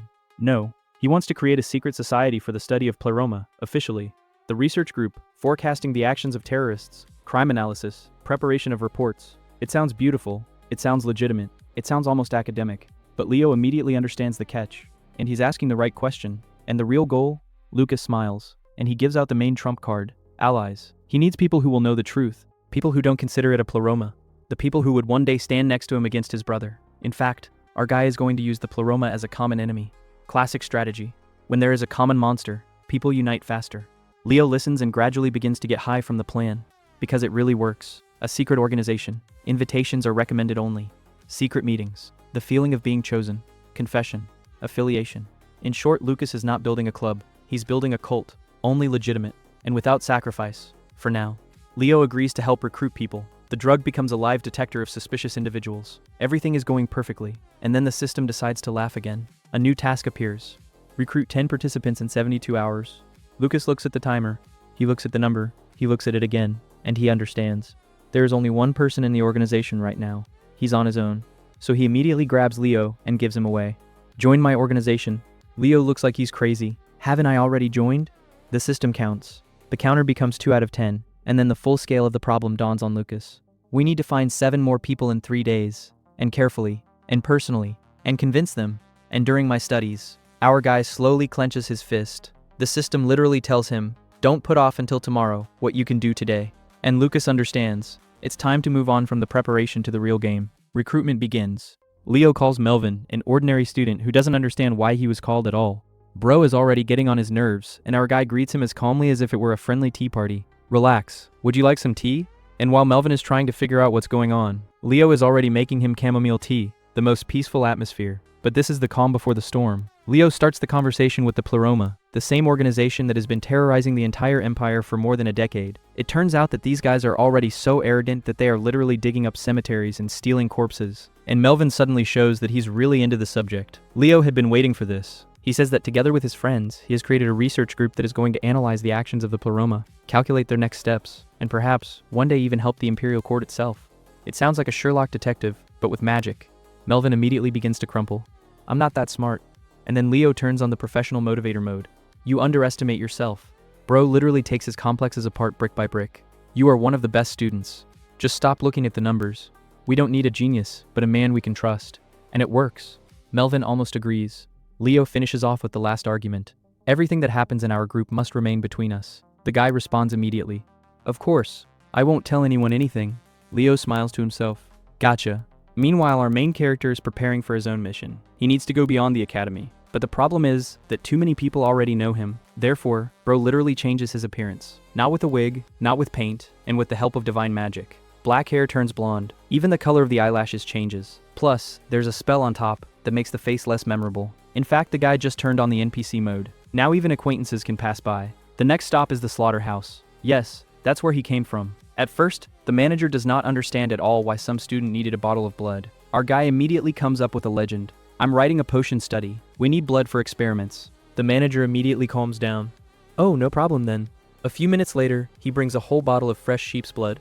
And for free, because they usually throw it away anyway. Our guy thanks him, gets into the carriage and drives away. He grins along the way. Leo's legend turned out to be so convincing that it didn't crack anywhere at all. Now comes the hardest part of the plan. Meanwhile, Leo leads Melvin to a secret hideout. It warns you on the way. There's a man there that you definitely don't expect to see. Melvin confidently answers, "It's okay." A minute later the door opens, and the guy literally freezes. Lucas is sitting in front of him, a man whom the entire academy considers almost a member of the Pleroma. Melvin almost takes critical damage to his psyche. What's he doing here? Leo immediately begins to explain, but Melvin doesn't hear anything at all. There's a blue screen of death in his head right now. Lucas approaches as calmly as possible. It's like he's faced with such reactions every day.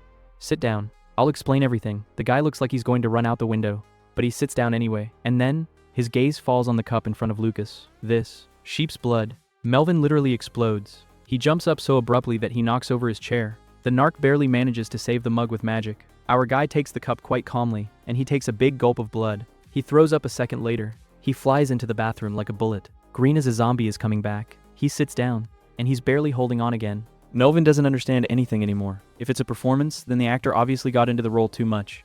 Lucas is breathing heavily and says, "If I really was from a Pleroma, the blood would not have caused me such a reaction." And the logic is ironclad. The real members of the Pleroma quietly use blood in their rituals. For them, it's literally a consumable, and his body refuses to accept it. So much so that the guy runs off to the bathroom again. Melvin is already starting to have doubts. The picture of the world begins to crack, but then he remembers the main argument. Then what about the servant you killed 10 years ago? Here he is, the most serious charge. Lucas smiles calmly. He had already been waiting for this question. Inside he has completely different thoughts. In fact, he didn't kill that man at all, and his brother, but nobody knows about it. The case was quickly hushed up. There were almost no witnesses left, and the investigation did not even reach the Empire. And now our guy understands. You can't tell the truth, but lying head-on is also dangerous. Therefore he chooses the most cunning option, mix truth with lies so that no one understands where one ends and the other begins. He calmly looks Melvin straight in the eye. "You think all these rumors are real, don't you?" "Yes." Lucas pauses, and he gives out a phrase that Melvin's brain will finally depend on. "Of course. All these rumors, I created it myself." The finale of the chapter literally ends with such a twist. Our guy himself admits that it was he who built the image of a monster around himself. And now the question is no longer whether the rumors are true. And in that, why did he even need to turn himself into the main villain of the entire academy? Bro is finally closing the team recruitment quest. Melvin is the last on the list, and Hume still looks like he's just been informed that the Earth is actually square. Our guy decides to finally finish him off and begins a real interrogation. "Tell me honestly, how do you remember me?" Melvin gives out the entire database without hesitation. The guy with dirty hair who was hiding in the dorm was mumbling to himself, didn't know how to use magic, and looked like life had already defeated him. In short, a first-level NPC. And then Lucas makes a dramatic pause. And now?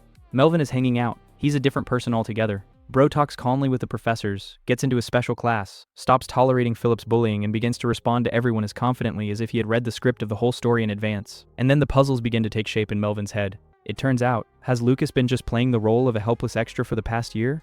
Our guy smiles mysteriously. The type comes up with the necessary conclusion by himself, beauty. But the main blow is still ahead. Melvin asks why the rumor about Pleroma was needed at all, and Lucas gives out a phrase, after which the poor guy's processor almost burns out. "I'm going to destroy the Pleroma." The room literally catches a critical error. Melvin looks as if he just heard that an ordinary schoolboy decided to single-handedly demolish an Akatsuki-level organization. Lucas calmly explains, "The Empire has been unable to deal with the Pleroma for 12 years. They constantly disappear, appear in unexpected places, and use strange magic. Which means, to defeat the monster, you need to get into the monster lair yourself." Our guy, without a single emotion, declares that he is going to penetrate right into the Pleroma. Melvin doesn't know what to be more surprised about. Leo silently confirms it. "Yes, that's why we're here." And everything. The last remnants of common sense finally leave Melvin. But Lucas decides to deliver the final combo punch. He recalls that the Emperor officially recognized his innocence of Pleroma. Then why does everyone around him think he's a monster anyway? Melvin begins to think. Because there are rumors. Because it's the first generation. Because people are sure that Lucas has the qualities of a real player. And then Lucas calmly asks a question. If only it were true. Why haven't I been arrested yet? Melvin begins to short circuit. He's almost coming up with an explanation. But suddenly she remembers. Wait a minute. You don't know how to use magic at all. Lucas just smiles. Who says I can't? And then the real show begins. Our guy pulls out a wand. He touches the table lightly, and a blinding white light flashes around. A gust of wind covers the room. Melvin instinctively covers his face with his hands. When the light disappears, he just sits there with his mouth open. This? Divine power? I could not even imagine that a man whom the whole country suspects of having links with Pleroma would turn out to possess the power of light. It's not a story anymore. It's some kind of spin-off that the screenwriter wrote after a sleepless night. Leo calmly confirms. Yes, Lucas really knows how to use divine power. The drug also connects and turns on the lights around itself. Like, look, there are 2 of us now. So stop hanging out. Melvin finally capitulates. This is the end of the quest. The system window immediately appears in front of Lucas's eyes. The task is completed. Gather 10 participants. There is. The next chapter is open. Our guy mentally exhales. I managed it literally an hour before the timer ended, and immediately begins to think about the next goal. The best part wasn't just the reward. Thanks to the persuasion skill, the favorability of the entire 7 rose dramatically. Even Melvin, who used to look at Lucas as a walking misunderstanding, now treats him quite normally. It turns out that the passive works as it should. The next day, the first meeting of the new club begins. Everyone comes in with a completely different mood. No ridicule. Conversely, everyone looks at Lucas with respect and interest. Meanwhile, our guy is already making plans much bigger than the school circle. He knows how the pleroma will act in the next 10 years. He may not remember every little thing, but he remembers the main events perfectly. Earlier he had written everything down in a notebook. Now all that remains is to use this knowledge before the others. Of course, history has already begun to change, but Lucas is ready for that too. He's going to analyze every change like a detective. The main goal remains the same. It's not easy to prove your innocence to people and destroy the pleroma itself, and to do it so beautifully that his older brother would not have the opportunity to turn him into a villain again. The plan is as crazy as possible, but for some reason, our guy has such plans all the time. He lays out the map on the table and begins the first meeting of his future organization. In fact, a team is being born that will turn the whole story around later. Lucas wakes up early the next morning. It's time to finally return to the special class. Otherwise, if you keep disappearing, the teachers will start asking too many questions. He opens the door and immediately meets the postman. He hands him a letter with the coat of arms of the Papal State. Our guy turns the envelope over and instantly recognizes the handwriting. Sender Adrian Iskanian, his older brother, and judging by what this guy decided to write first, the next chapter promises to be very interesting. Bro is finally closing the team recruitment quest. Melvin is the last on the list, and Hume still looks like he's just been informed that the Earth is actually square. Our guy decides to finally finish him off and begins a real interrogation. Tell me honestly, how do you remember me? Melvin gives out the entire database without hesitation. The guy with dirty hair who was hiding in the dorm was mumbling to himself, didn't know how to use magic, and looked like life had already defeated him. In short, a first-level NPC. And then Lucas makes a dramatic pause. And now? Melvin is hanging out. He's a different person altogether. Bro talks calmly with the professors, gets into a special class, stops tolerating Philip's bullying, and begins to respond to everyone as confidently as if he had read the script of the whole story in advance. And then the puzzles begin to take shape in Melvin's head. It turns out, has Lucas been just playing the role of a helpless extra for the past year? Our guy smiles mysteriously. The type comes up with the necessary conclusion by himself. Beauty. But the main blow is still ahead. Melvin asks why the rumor about pleroma was needed at all, and Lucas gives out a phrase, after which the poor guy's processor almost burns out. I'm going to destroy the pleroma. The room literally catches a critical error. Melvin looks as if he just heard that an ordinary schoolboy decided to single-handedly demolish an Akatsuki-level organization. Lucas calmly explains. The Empire has been unable to deal with the pleroma for 12 years. They constantly disappear, appear in unexpected places, and use strange magic.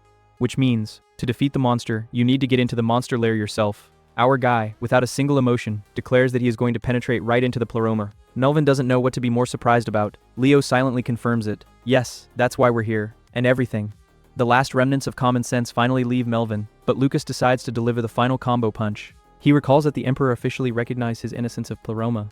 Then why does everyone around him think he's a monster anyway? Melvin begins to think. Because there are rumors. Because it's the first generation. Because people are sure that Lucas has the qualities of a real player. And then Lucas calmly asks a question.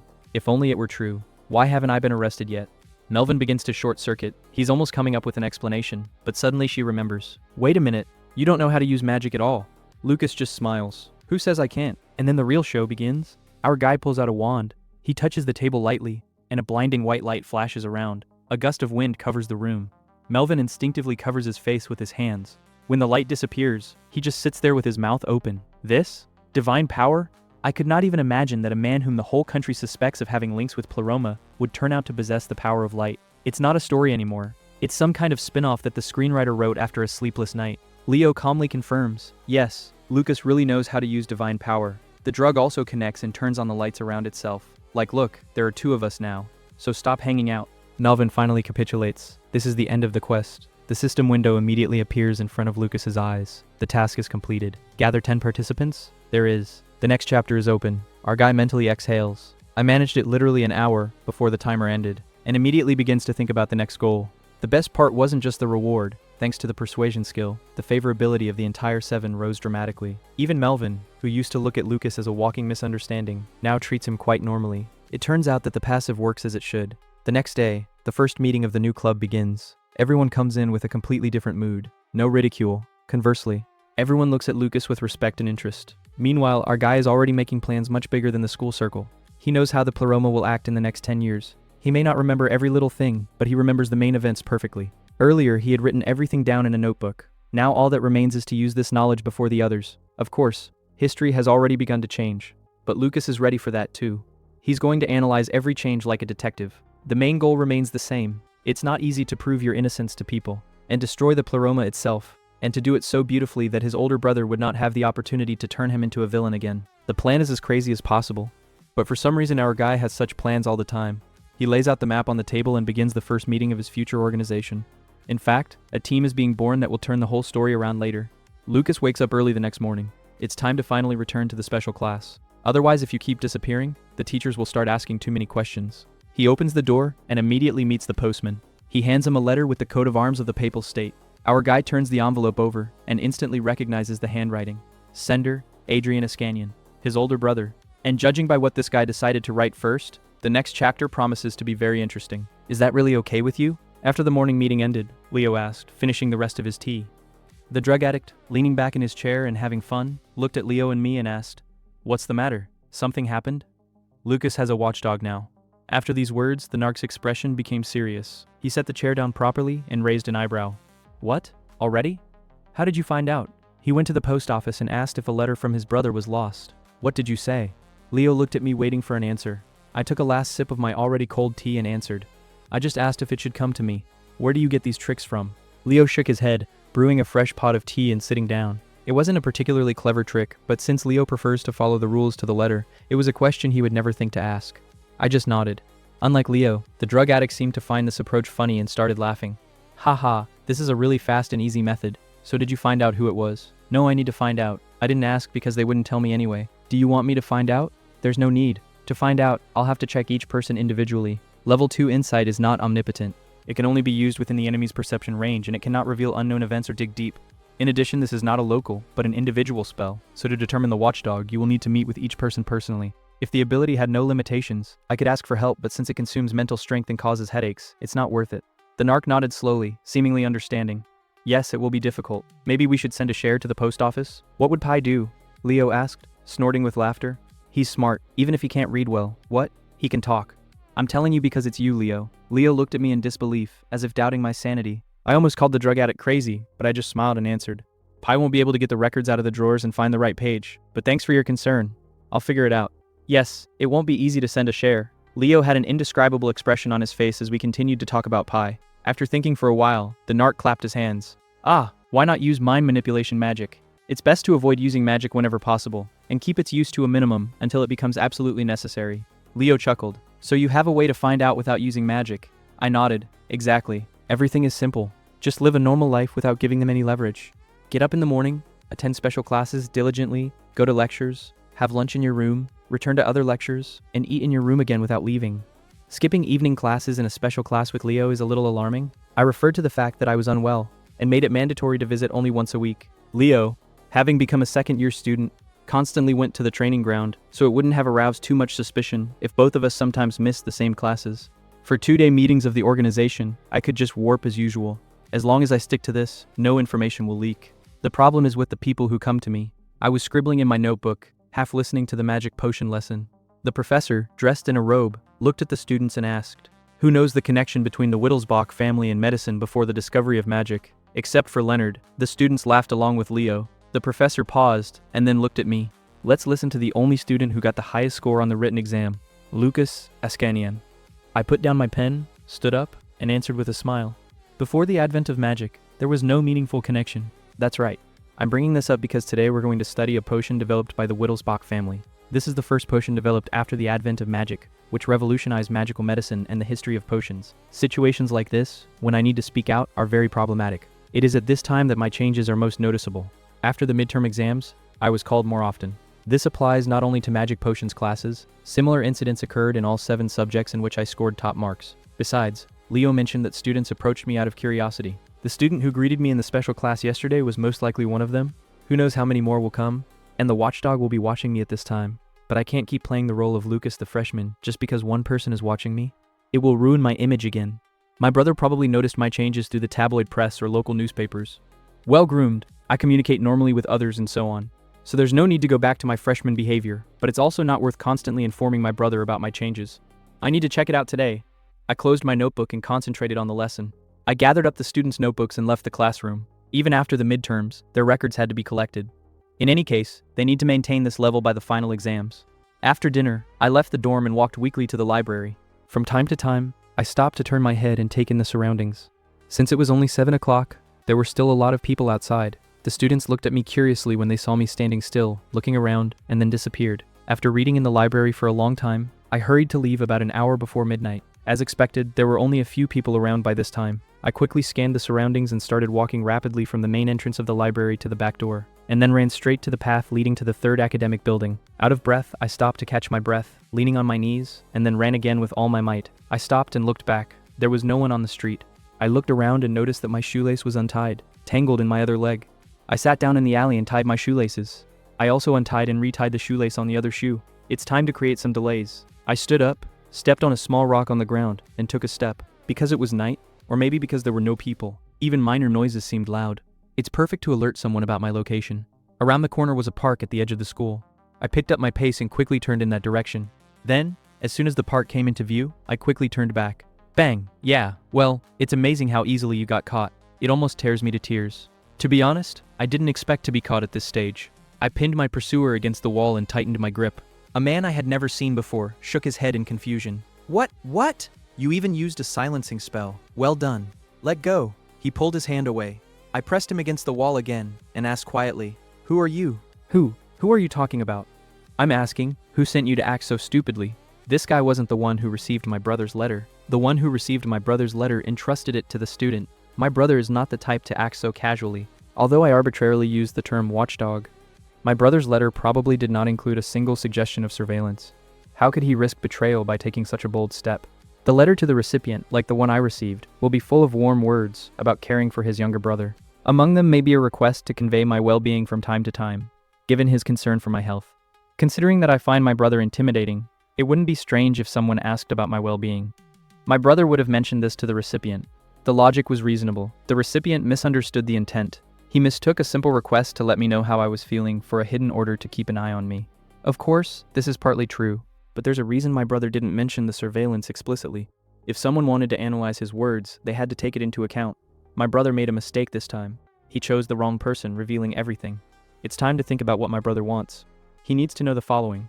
Why have my grades and behavior changed? Am I changing to live more independently, or is there another reason?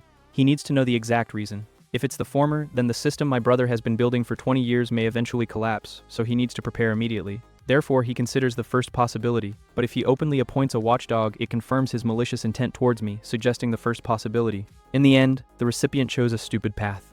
Despite thinking, the student shook his head vigorously and shouted, "Sent it? No one ordered me to." "What do you mean nobody?" "Someone my brother can trust. Someone who knows both my brother and me well enough to entrust my well-being to him." The student doesn't really fit into this coincidence. If one part fits, the other part doesn't quite match. I looked into his eyes and said, "Bro, after all this Lucius movement, we switched to another genius who also plays chess, while the others play tic-tac-toe." The morning starts calmly. Leo suddenly asks Lucas, "Are you even satisfied that you are being followed now?" The narc immediately perks up. "What? Have you found a watchdog yet?" It turns out that Lucas just went to the post office and asked as innocently as possible, "I'm sorry, but was the letter from my brother supposed to come to me by any chance? Bro didn't hack anything at all. No magic. No spies. I just asked the right question." Leo sits and looks at him with the face of a man who has followed the rules honestly all his life, and then saw someone passing the game through a secret passage. "Where do you even get such tricks from?"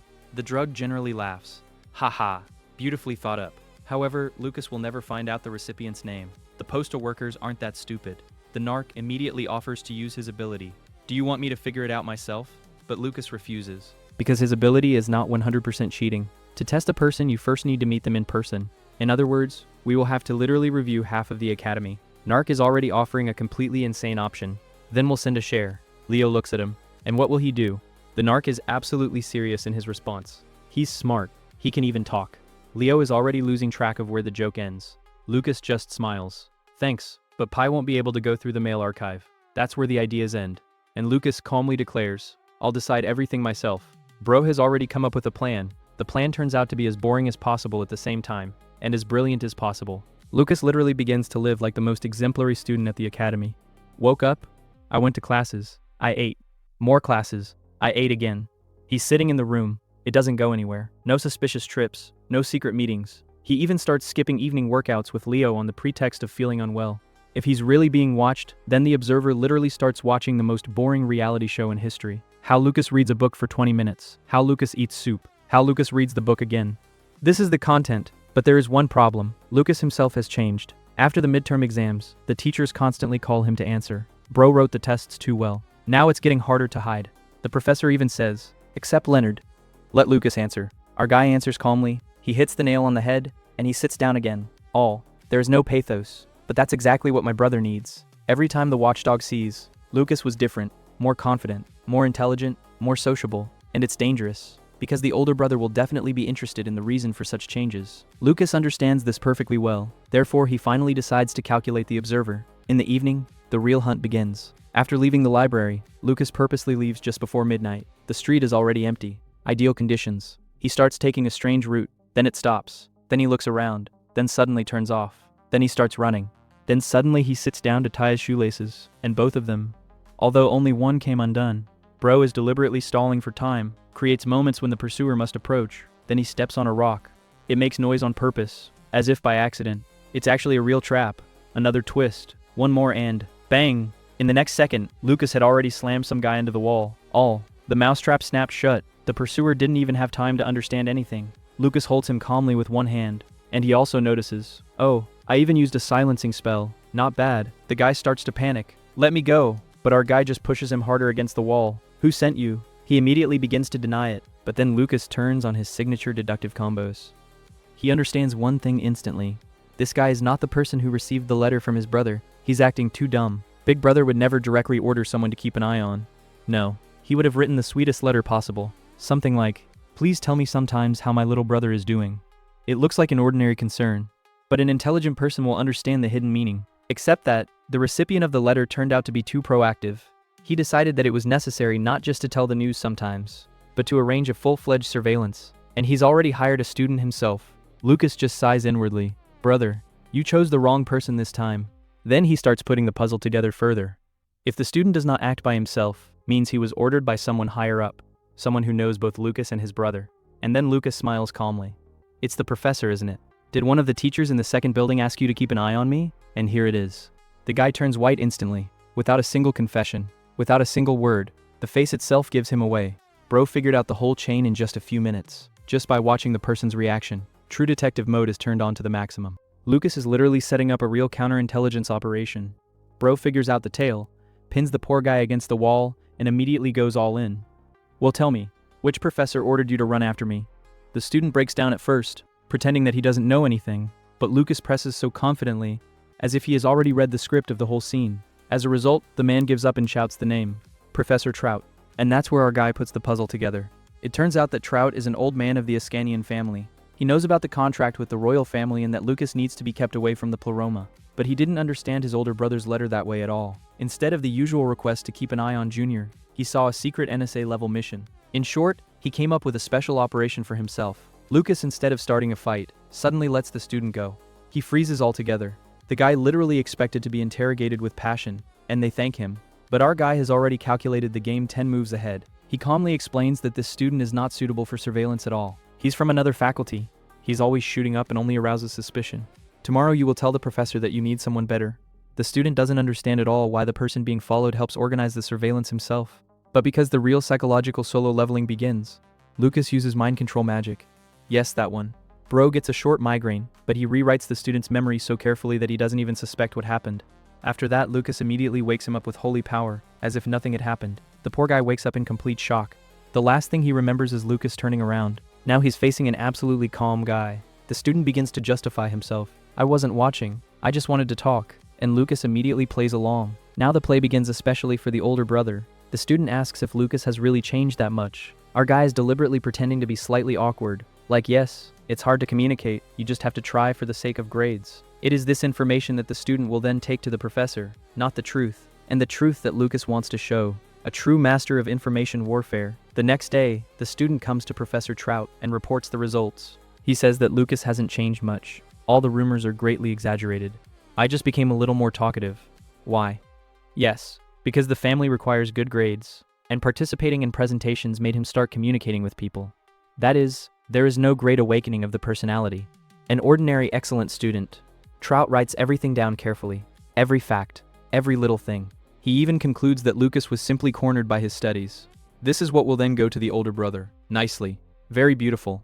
But then the unexpected happens. The student remembers one more thing. He suggests replacing the observer. They say that he studies at another faculty altogether, constantly crosses paths with Lucas by chance and looks as suspicious as possible.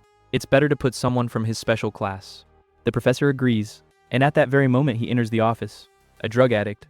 Bro shows up so timely that it feels like Lucas wrote the script himself. He makes the most innocent face possible and asks about the summer courses. But before that, he accidentally hears a conversation about Lucas.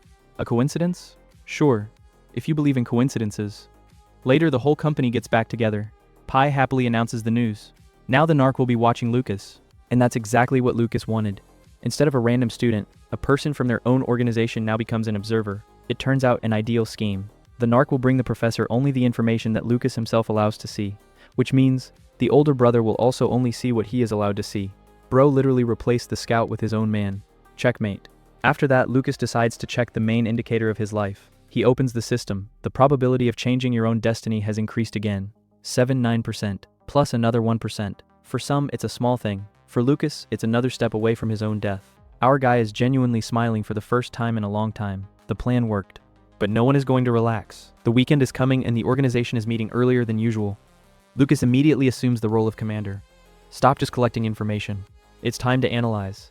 He lays out graphs of Pleroma's crimes for the last 2 years in front of everyone. At first, the numbers look like a random set.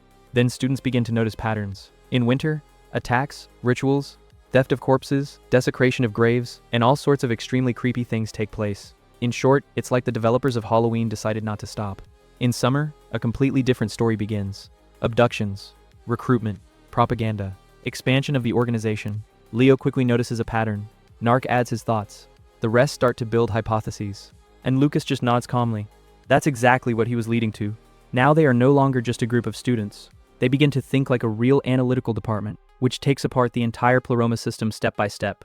Our bro is doing a whole brainstorming session on Pleroma. Everyone already thinks that the conversation is over, but no. Lucas takes out new papers and is like, now let's talk about something you won't like at all. It turns out that spoiled animals began to appear en masse throughout the empire. Leo has already personally encountered this horror and remembers seeing rotting rats that literally devoured each other. The picture is as disgusting as possible, and then our guy immediately comes up with a theory. Most likely Pleroma is already testing her resurrection rituals on animals. In fact, while people are running out, these types have decided to switch to anything that somehow breathes. One student immediately asks a logical question. If they've been able to do this for a long time, why have they started now? And then Leo, without unnecessary emotions, just finishes everyone off. Because people have run out. The room immediately becomes so quiet that you can hear someone getting uncomfortable. Our guy immediately posts statistics. Until a few years ago, Pleroma abducted only a couple of people a year. Then 7. Then 22. The growth is just crazy. Bro is literally drawing a crime graph, and it looks like an Elon Musk rocket. Lucas explains everything with a simple example. If you're a criminal and you want to kidnap a child, who's easier to capture? An orphan without a family, or a child under state protection? Everyone immediately answers, of course, an orphan. And that's where the most unpleasant part begins. If the Pleroma is already turning to abducting children who are protected by the state, then they no longer have free prey. They're so desperate that they're starting to act almost openly. The students exchange glances with as sour faces as possible. One even remembers that the missing persons section in the newspapers is getting longer almost every week. Our guy sums it up. Firstly, the Pleroma changes its working methods every season. Secondly, the organization is currently experiencing the most severe crisis in the 12 years of its existence. And if the cornered enemy starts coming up with something new, expect trouble. Everyone quickly starts scribbling notes. Bro literally turns an ordinary meeting into a university course on how to figure out a cult of mad necromancers in 30 minutes. But Lucas doesn't even think about stopping there. He puts up a new card and begins to sort out the crimes themselves. After the meeting, only their own remain. The narc is immediately interested. So what now? I'll be thinking about monsters. The legend is not even going to rest. While the others are sleeping, this person plans to calculate the entire organization using one card. A huge map of the empire appears on the wall. Lucas begins to mark the locations of the spoiled animals. Last year there were only 25 of them. Seems a little? Ha! This year the bill is already almost 1,000. This is where it gets really scary. Even the royal family had already been forced to create restricted areas to contain the spread of monsters. The drug addict looks at the map and suggests a simple idea. What if Pleroma's labs are located near monster spawn sites? Lucas shakes his head. It's too obvious. If it had been him, he would have conducted experiments anywhere and dumped the corpses in another place altogether. But the drug immediately turns the situation around, or vice versa. They deliberately make the obvious option because no one will believe it. Our guy is already hanging out. Sometimes a fresh look really saves. Then Lucas starts digging into the dates. The restricted areas appeared on the 1st of February. In January, 271 cases of monsters were registered. After the barriers are installed, the number drops sharply to 37. Everyone is like that. Phew, it worked. But after a month, the numbers start to creep up again. 80, 90, even higher. And then our guy literally breaks through. He abruptly stops writing, freezes in place, and looks at the map. Wait, what if someone helps the pleroma to bypass the barriers? Lucas immediately starts making calculations. Even if about one monster out of 100 breaks through the barrier, 87 reported cases mean the existence of approximately 8,700 infected creatures. Bro adds up the numbers in his head so quickly, as if the built-in calculator was given to him at birth. Just the thought makes you feel as uncomfortable as possible. And something else is even worse. There is a suspicion that there may be a traitor inside the royal family itself. Our guy doesn't say anything out loud. So far, this is just a hypothesis. You can't make a fuss without proof. Therefore, a decision is being made. Stop guessing, it's time to go exploring ourselves. The drug addict immediately rejoices at the prospect of not sleeping for 2 days in a row. This guy generally sees the investigation as a fun walk. Leo just sighs heavily and suggests starting with the nearest restricted area. A few hours later, the whole company is already standing near a huge swampy forest. Dark, fog, the most creaky atmosphere. Leo looks around and suddenly says to Lucas, "You know, you remind me of someone." Our guy makes the most innocent face, although he understands perfectly well who we are talking about. After all, it was the main character in the original who had already cleared this place. And Lucas came here specifically because proven locations are the best source of new leads. As they walk across the plain, a small house appears ahead. Our bro knocks on the door without hesitation. And then bang, the door literally flies inside. Even Leo reflexively grabs his weapon. A caretaker boy appears on the threshold and starts looking at the guests as if he saw a live dragon. "Really?" Leo says hello calmly. And then the child gives out, "Did the crown prince really come here?" Leo freezes. "As much as possible. I'm sorry, who?" The boy begins to introduce himself. But that's not what Leo was asking at all. There is such an awkward pause that the moths somewhere in the forest have probably stopped buzzing too. It turns out that the boy was taught from childhood to address nobles only by their highest titles. And Leo has hated this kind of treatment all his life. Bro literally takes mental damage without a single blow. Lucas quietly explains to him that in such places, calling a prince by his first name is almost a state crime. I have to accept it. The caretaker tells us another piece of bad news. There are more and more monsters. A recently spoiled rat had actually bitten off his uncle's leg. And the funny thing is, more precisely, it's not funny at all. For a whole month, only one magician came here. All.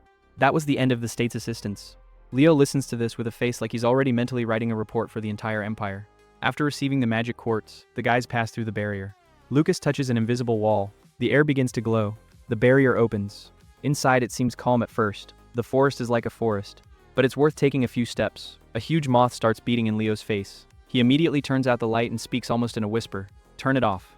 Our guy doesn't even argue. As soon as there is absolute darkness around, the forest comes alive. An eerie buzzing sounds from all sides. One sound first, then dozens, then hundreds. It feels like the whole night has suddenly gained wings. Lucas speaks calmly. "They're ruined. The scariest thing is something else.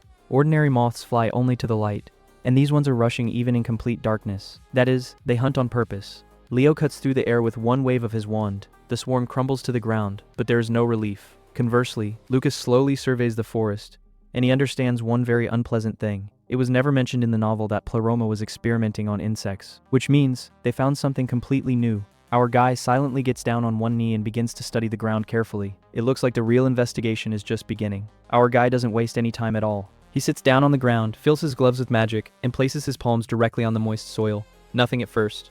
And then the ants all turn around and start crawling right towards his hands. Lucas shakes them off. A second later, they come back again. Leo watches this performance in silence. Don't tell me. Yes. The ants are infected too. And this is where the situation becomes really creaky. Before that, Pleroma had only experimented on animals. In the novel, the main character met infected wolves, rats, and other animals. But insects? Never. That is, the story begins to move in a completely different direction again. Our guy understands right away. These are no longer separate experiments. It looks like the whole region is infected. They're checking the soil. The ground is so wet that it literally sticks to your fingers. Leo assumes that the swamp is to blame.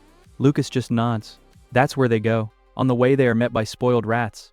Our bro sends them to rest without much discussion, and finally comes out to a long swamp. Lucas sits down by the water. The fingers touch the surface. He can feel the flow of magic. It's exactly as he expected. Half-drowned carcasses of infected animals keep coming across along the coast. The most pleasant walk. Our guy raises his wand and cleans a part of the swamp with divine power, but the problem remains. If only the swamp was to blame for everything, then only animals would be infected, and the insects somehow deteriorated separately.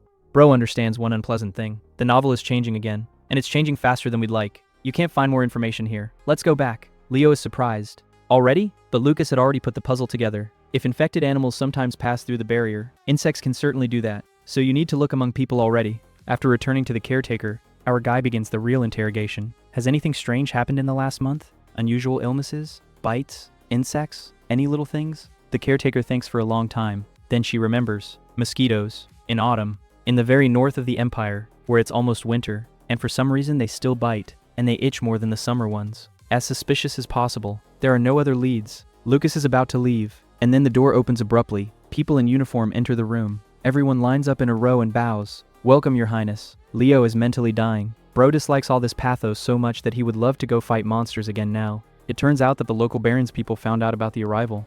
The Baron himself is not at home, so assistants have been sent to meet the guests. Leo has to portray an important noble. Fate sometimes likes to mock. At the mansion, Lucas starts asking questions again. Are there any strange diseases? The assistant remembers almost immediately. One servant developed huge blisters after being bitten by a bug. 2 weeks have passed. They still don't go away. Our guy quickly makes a note. There is little evidence, but there are too many coincidences. After the conversation, the assistant leaves. Lucas stares hard at his notes. Leo offers a simple solution. Walk around the village by yourself. Suddenly, infected insects have been spreading around for a long time. Our guy is already going to agree, but suddenly he changes the plan. Leo, you go alone. And you? I have a better idea. And that's where the real genius begins.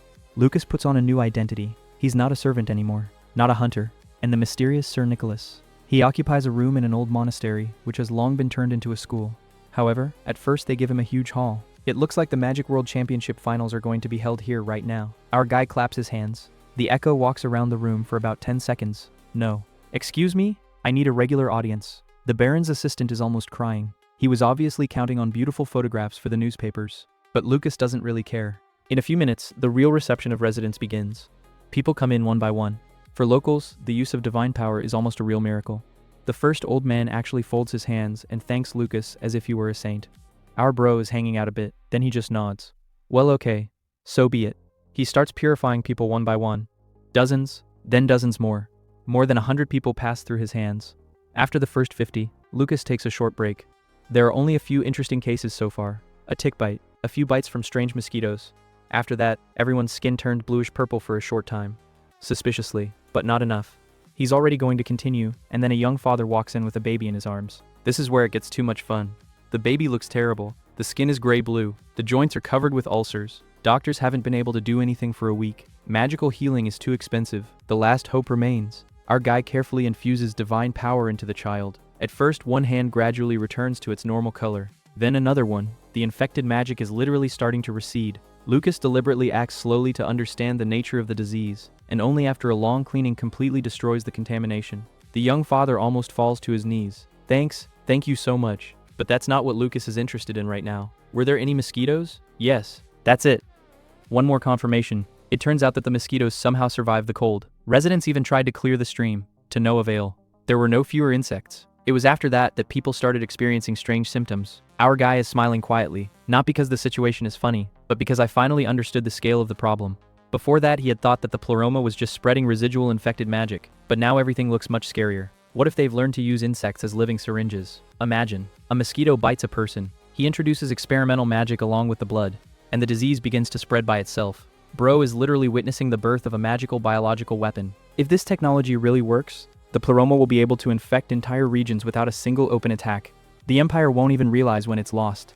Our guy is slowly closing his notes. The scale of the problem was much larger than he had expected. But there is also good news. If he's the one who stops it, for the first time, Nicholas' name will resound throughout the Empire, and this will be his first truly great achievement. And as if on purpose at this moment, ding. Well, of course, the system again decided to choose the most dramatic moment. After completing the investigation, a familiar window finally appears in front of our guy. Ding. The 4th chapter has officially started. So far, the plot is breaking in all directions, but the system has not completely lost its composure. Lucas immediately begins to sort out the situation. Why didn't the story follow the novel at all? The answer appears almost instantly. In the original, the main character climbed the forbidden areas secretly, He dressed up as some kind of no-name magician, didn't shine his face, didn't take any extra rewards. For Pleroma, he was literally just another extra. But now, everything is completely different. There are already rumors about Leo in the Empire. A mysterious blue-eyed hunter appeared. Chimeras were found much earlier. Moreover, the royal family is already poking their noses into the affairs of the Pleroma. For the cultists, this is no longer just a nuisance. This is the boys they're shooting at us mode.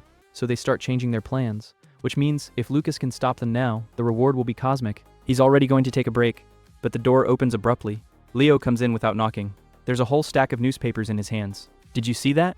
Lucas takes the first one, and he immediately realizes that there will be no more peaceful life. The front page is literally dedicated to them. Prince Leonard has visited the restricted area. Sir Nicklaus's charity event. Miraculous healing of over 100 residents. Our bro doesn't even raise an eyebrow. The headlines are quite ordinary, but Leo looks like he's already tired of existing. Outside, reporters were catching everyone who came out. By tomorrow, the whole country will know. And indeed it is. It's like the newspapermen got a free DLC. Prince, the mysterious magician, miraculous healings. It's the perfect material. While discussing the news, Lucas puts together another piece of the puzzle. He found out that the first bites of strange mosquitoes occurred around the 18th of October, and the day before it was raining heavily. Our guy immediately makes a conclusion. Pleroma specifically conducts experiments during the rain. The downpour washes away the tracks. There's no evidence. The most convenient scheme. Leo just nods. The picture is becoming clearer, but it's already midnight. It's time to get back. The next morning, Lucas looks like he's been asleep for 15 minutes. A pill from the head, a cup of coffee, maximum concentration. Well, almost.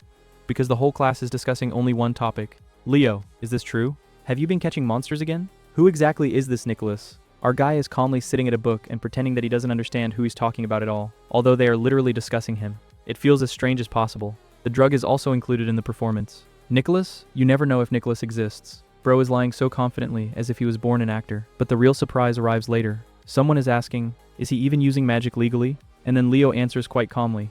Of course. He is a magician of the Royal Bavarian Army. Lucas almost spits out his coffee. Stop, what kind of army? When did this even happen? Our guy stands up abruptly. Leo pretends that he didn't say anything unusual. Bro just got him an official job in the civil service overnight. Nicely. As Lucas walks through the academy grounds, Little Pie happily looks out of his pocket. Lucas, I built a house. Really? Made of stones. And I also put flowers. Well, the cutest architect of this chapter has been found. Lucas promises to come by. After everything that's going on around you, such a conversation almost sounds like a vacation. But the calm doesn't last long. A scream is heard in the distance. A student with crutches is lying on the square. Looks like he slipped. Our guy immediately helps him up. The guy thanks him and suddenly says, "We're kind of in the same class." Lucas freezes. In what sense? It's the first time he's ever seen this guy. Luke's memory is also silent. Strange. But there's no time to figure it out. There are minutes left before the meeting. A real circus is going on near the main building. A crowd of students clung to the stairs. There's a freshman standing in the middle. More accurately, I would have stood, if he hadn't been tied to the railing with his own school tie. And not an ordinary node. The spell is so powerful that even the teachers can't remove it. The freshman is yelling at everyone. What are you looking at? The professors are trying to figure out who did it. There is no response yet. Our guy just shrugs his shoulders. The strangest possible morning. Roll call begins. Everything is calm, almost. When the professor is about to say the next name, the door opens. The same guy on crutches walks slowly into the classroom. He's all wet, without a tie, with the most relaxed face. The professor immediately notices the lack of a uniform. Where's your tie? The guy smiles. I lent it to a man. The class doesn't understand it yet. The professor clarifies. Did you tie up a freshman? Yeah. The silence becomes deafening. The professor is ready to give a lecture on school violence. But the guy calmly continues. He called me a cripple. I wanted to break his legs. But I decided that it was too much. So I just tied it up. The entire class simultaneously catches critical brain damage. This guy talks about these things so calmly, like he's discussing the weather. The professor doesn't even know where to start. Then he asks something completely different. How did you break your leg? He fell off a cliff. Lucas looks up sharply. From a cliff? An injured leg? Transfer from another class? All the pieces start to add up. No, not happening. The professor sighs heavily. Come to my place after the meeting, Elias. And at that moment, our guy literally makes everything fall into place. Elias, the main character of the novel, the very person around whom the whole story was supposed to revolve in the original. And as if on purpose, right now the system is reminding itself again. Ding, a new assignment. Make Elias Hohenzollern your ally. For execution, 24 hours. Bro, it looks like the next chapter will be as much fun as possible. While our guy is minding his own business, Leo decides to complete a small side quest. The time is 8 o'clock in the evening. The target is the Academy Hospital. The task is to talk to the most problematic person on the whole continent. By Elias. Our bro comes into the room, and the first thing he sees. Elias calmly sprawled on the bed with a glass of wine. The man is lying with a broken leg, but he looks like he arrived at a 5-star hotel. It's been a long time, Leo. Maximum relaxation. Leo just sighs heavily. Why did you do that? What is it? Did you break your leg or tie up a freshman? That's the level. Bro is so used to creating problems that he no longer understands what kind of problems he is talking about right now. Leo chooses the latter. Elias shrugs his shoulders. He called me a cripple. I would have complained to the professor, of course. It's you. Elias laughs. I'm not a saint. And you know what? That's what Elias is all about. He's not trying to be nice at all. If someone crosses the line, he responds immediately. Sometimes even too much. Then the usual friendly skirmish begins. Elias offers Leo a drink. He refuses. Leo asks about the punishment. Elias, with as serious a face as possible, declares, I just pretended to be very shaken up and stayed in the hospital. Leo is not even being led. You're lying. Bro knows his friend so well that he reads him like an open book. As a result, it turns out that there really is no punishment. He's just undergoing treatment. But here's the treatment. It will take more than 2 months. Leo finally asks the main question. When did you even manage to break your leg? The answer kills. While you went to Meppen with your new magician. He also adds with a slight insult. Instead of me. Our guy even gets friendly damage in absentia. It turns out that while Leo and Lucas were investigating the pleroma, Elias climbed into the high-level restricted area alone. Yes, one. Without a group. Unaccompanied. Bro literally turned on the main character mode. There an infected boar flies out at him. Elias dodges it, falls off a cliff, breaks his leg, and still manages to survive. When Leo asks why he didn't use magic, the answer is again as much in his style as possible. I've already been poisoned by contaminated air. I wanted to sleep. That is, the person was poisoned first. Then I met a mad boar. Then he flew off the cliff, and he still thinks it was a good deal. One broken leg is better than death. The most ironclad logic. Leo just lowers his head. The main thing is that you are alive. Elias is even surprised. Wow, you're sincere today. After a couple more jokes, Leo finally says, Come on, where to? I'm going to introduce you to the man you're lying here about. In a few minutes, teleportation. Elias finds himself in a secret room. There are maps on the walls. There are records everywhere. Diagrams. Documents. The person immediately begins to consider everything. Not bad. Pause. Even better than the Imperial Archives. That's a compliment. Then he looks at Lucas. Hello. Lucas answers calmly. We already saw each other this morning. Elias thanks him for his help with the crutches. Even in such a situation, he does not forget good deeds. Then he looks around the huge table. That's it. Have I been officially accepted into a secret club? Lucas just smiles. Not yet. It's an invitation, and he gets straight to the point. No unnecessary chatter. We are assembling a group to destroy the pleroma, and I want you to join in. Elias tilts his head slightly, and then he gives out a phrase that can cause critical damage. That's funny. Why? The pleroma invites me to fight the pleroma. Now this is a test, and as tough as possible. He's watching Lucas's reaction on purpose, but after a second he shakes his head. No. He points at Leo. If Leo trusts you, so there are reasons. That's all. That's enough for him. Maximum trust in a friend. Our bro even nods a little respectfully. Then a real intellectual duel begins. Elias suddenly wonders, unless you're a pleroma, why does the whole empire think you're a pleroma? And then the demonstration of Elias's main superpower begins. Not magic, not the sword, and the heads. Bro begins to lay out the situation literally on the shelves. There are 2 versions. Leo is already muttering softly, I told you he looks like you, because Lucas does exactly the same thing. Elias continues. The first version. As a child, several high-profile stories happened around Lucas. Then he became a very private person. He stopped explaining himself. I stopped communicating. And the rumors began to take on a life of their own. As logical as possible. The second version, someone was spreading these rumors on purpose, and most likely Adrian Iskanian. The room becomes suspiciously quiet, because he hit the bullseye, without a single proof. Just analyzing people's behavior. Leo doesn't even hide his surprise. What makes you think that? Elias shrugs his shoulders. There is a similar guy in my class. He once accidentally killed a man, but instead of explaining the situation, he walks around with the face of a man who hates the whole world. So how many rumors do you think there are around him? The most vital example. But then Elias makes an even more interesting statement. He's smiling. Actually, I realize this because that we look alike. Lucas listens carefully, and then Elias reveals his cards. The Emperor. My uncle. Now everything becomes clear. He knows how power works, how rumors spread, how relatives can ruin a person's life. He saw it with his own eyes. Elias takes another sip of wine, still smiling, but there's something very heavy behind that smile. My uncle's love for his nephews. He pauses for a moment, and he finishes the sentence with the same calm smile. She's literally terrible. And at that moment it becomes clear. Behind all his jokes, sarcasm, and eternal smile, there is a man who has no less problems of his own than Lucas. But he experiences them in a completely different way. Evening. Leo goes to the campus hospital because Elias hasn't shown up for class after his circus of tying up a freshman. Moreover, this man even sent the invitation as royally as possible, with a note on the bird's foot. Leo opens the door, and there Elias was already sprawled on the bed with a glass of wine. Bro is not in the hospital. Bro is at the resort. It's been a long time, Leo. Leo doesn't even say hello. Why did you do that? Elias doesn't understand what he's talking about at all. What is it? Did you break your leg? Or a freshman? That's the level of introspection. Leo is trying to remain an adult. Let's start with the freshman. Elias explains quite calmly. He called me a cripple. And, well, I wanted to break his legs, but he restrained himself. My brother literally says it like a man who says he forgot to buy bread. So I just tied him to the stairs with a tie. Type, I was very kind today. Leo, I would just inform the professor. Elias, that's why you're boring. And immediately starts drinking more. The author literally shows the difference between the two main characters. Leo is a paladin. Elias is a paladin who was forgotten to turn off after completing Dark Souls. Leo notices the boxes. What kind of wine is this? Elias, 7% water. The man is such a guilty snob that he calls wine water. Then Leo asks, why weren't you punished? Elias, I pretended that I was very ill. Leo, I don't believe it. Elias, gotcha. Then the craziest thing begins. Where did you get such an injury anyway? Elias answers as calmly as possible. Yesterday I went alone to the restricted area of the highest level. Leo had aged 10 years mentally at that moment. It turns out that this psycho has climbed into the most dangerous territory. There an infected boar flew out at him. He was dodging, he fell off a cliff, broke his leg, and he considers it an absolutely normal exchange. 1 leg for life. A good deal.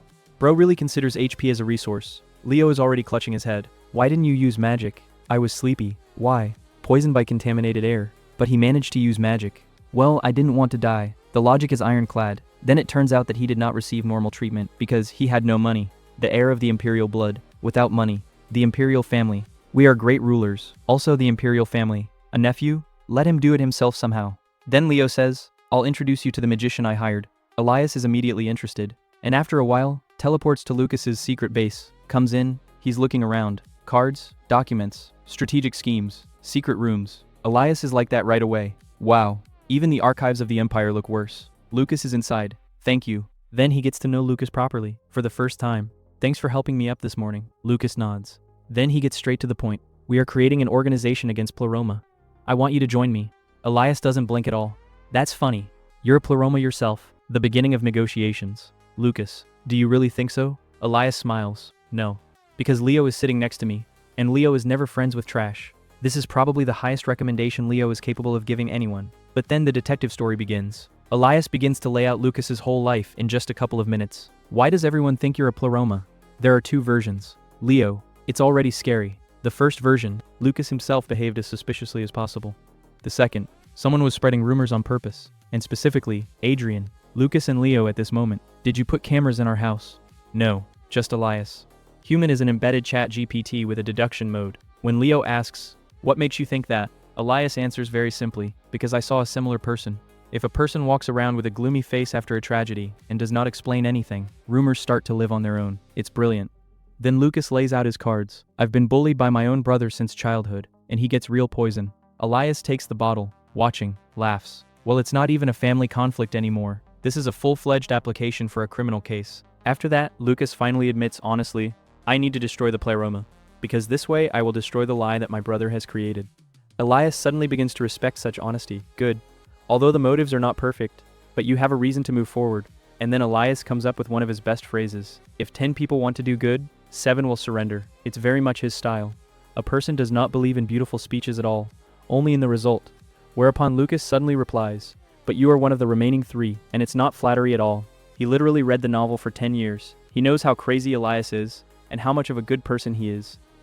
Next, Lucas begins to talk about Elias himself, and things which only the reader knows. He says, you're after the Pleroma too, but your real goal, perform the duties of the imperial family in her place. Elias stops smiling, completely, because it's true. And then the tragedy of the main character is revealed. His main enemy, not a cult, not monsters, not a Pleroma, and his own imperial family. Since childhood, the Uncle Emperor perceived Elias as a threat to the throne. That's why he lives under the guise of a madman. Everyone thinks it's that crazy prince again. Meanwhile, everyone is laughing. He's quietly solving the Empire's problems. Bra is literally playing the role of a clown to soak up corruption. Lucas says, I understand you. We're going the same way. I'll help you.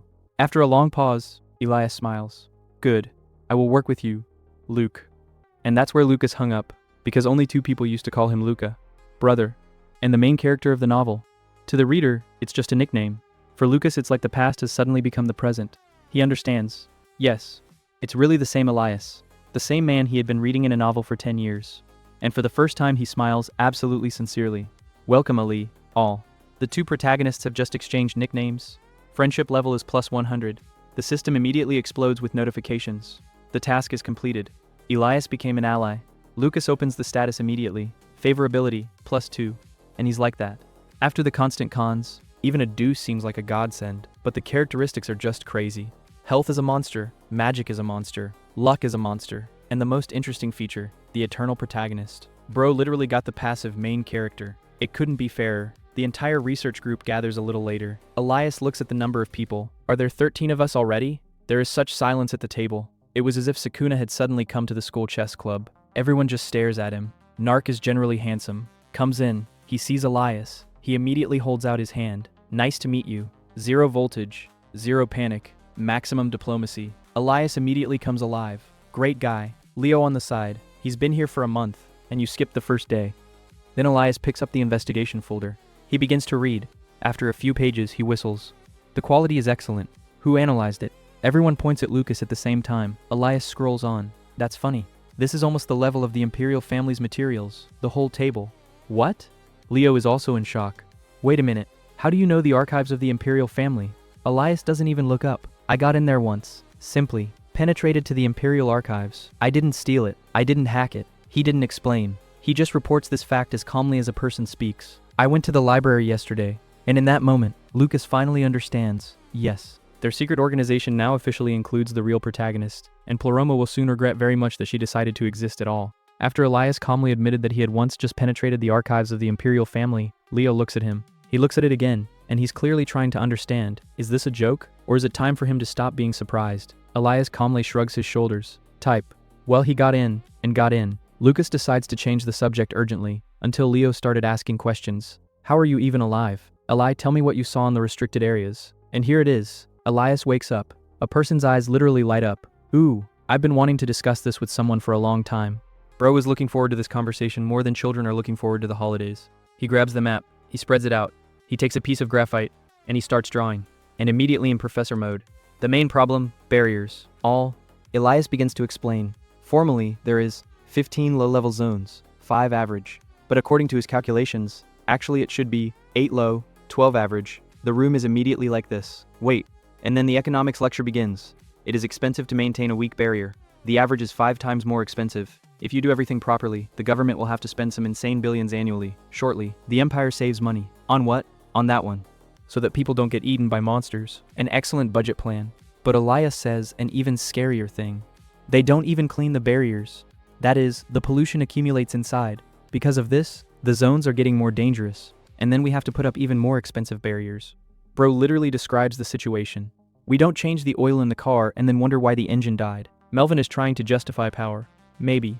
Does the state have no money? Elias instantly. There is money. Pause. They just put them in their pocket first. Murder. In broad daylight.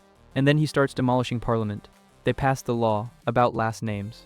Instead of repairing the protective barriers. He literally explains. A lot of money was spent on replacing documents, signage and signs. Because such laws are the easiest way to cut the budget.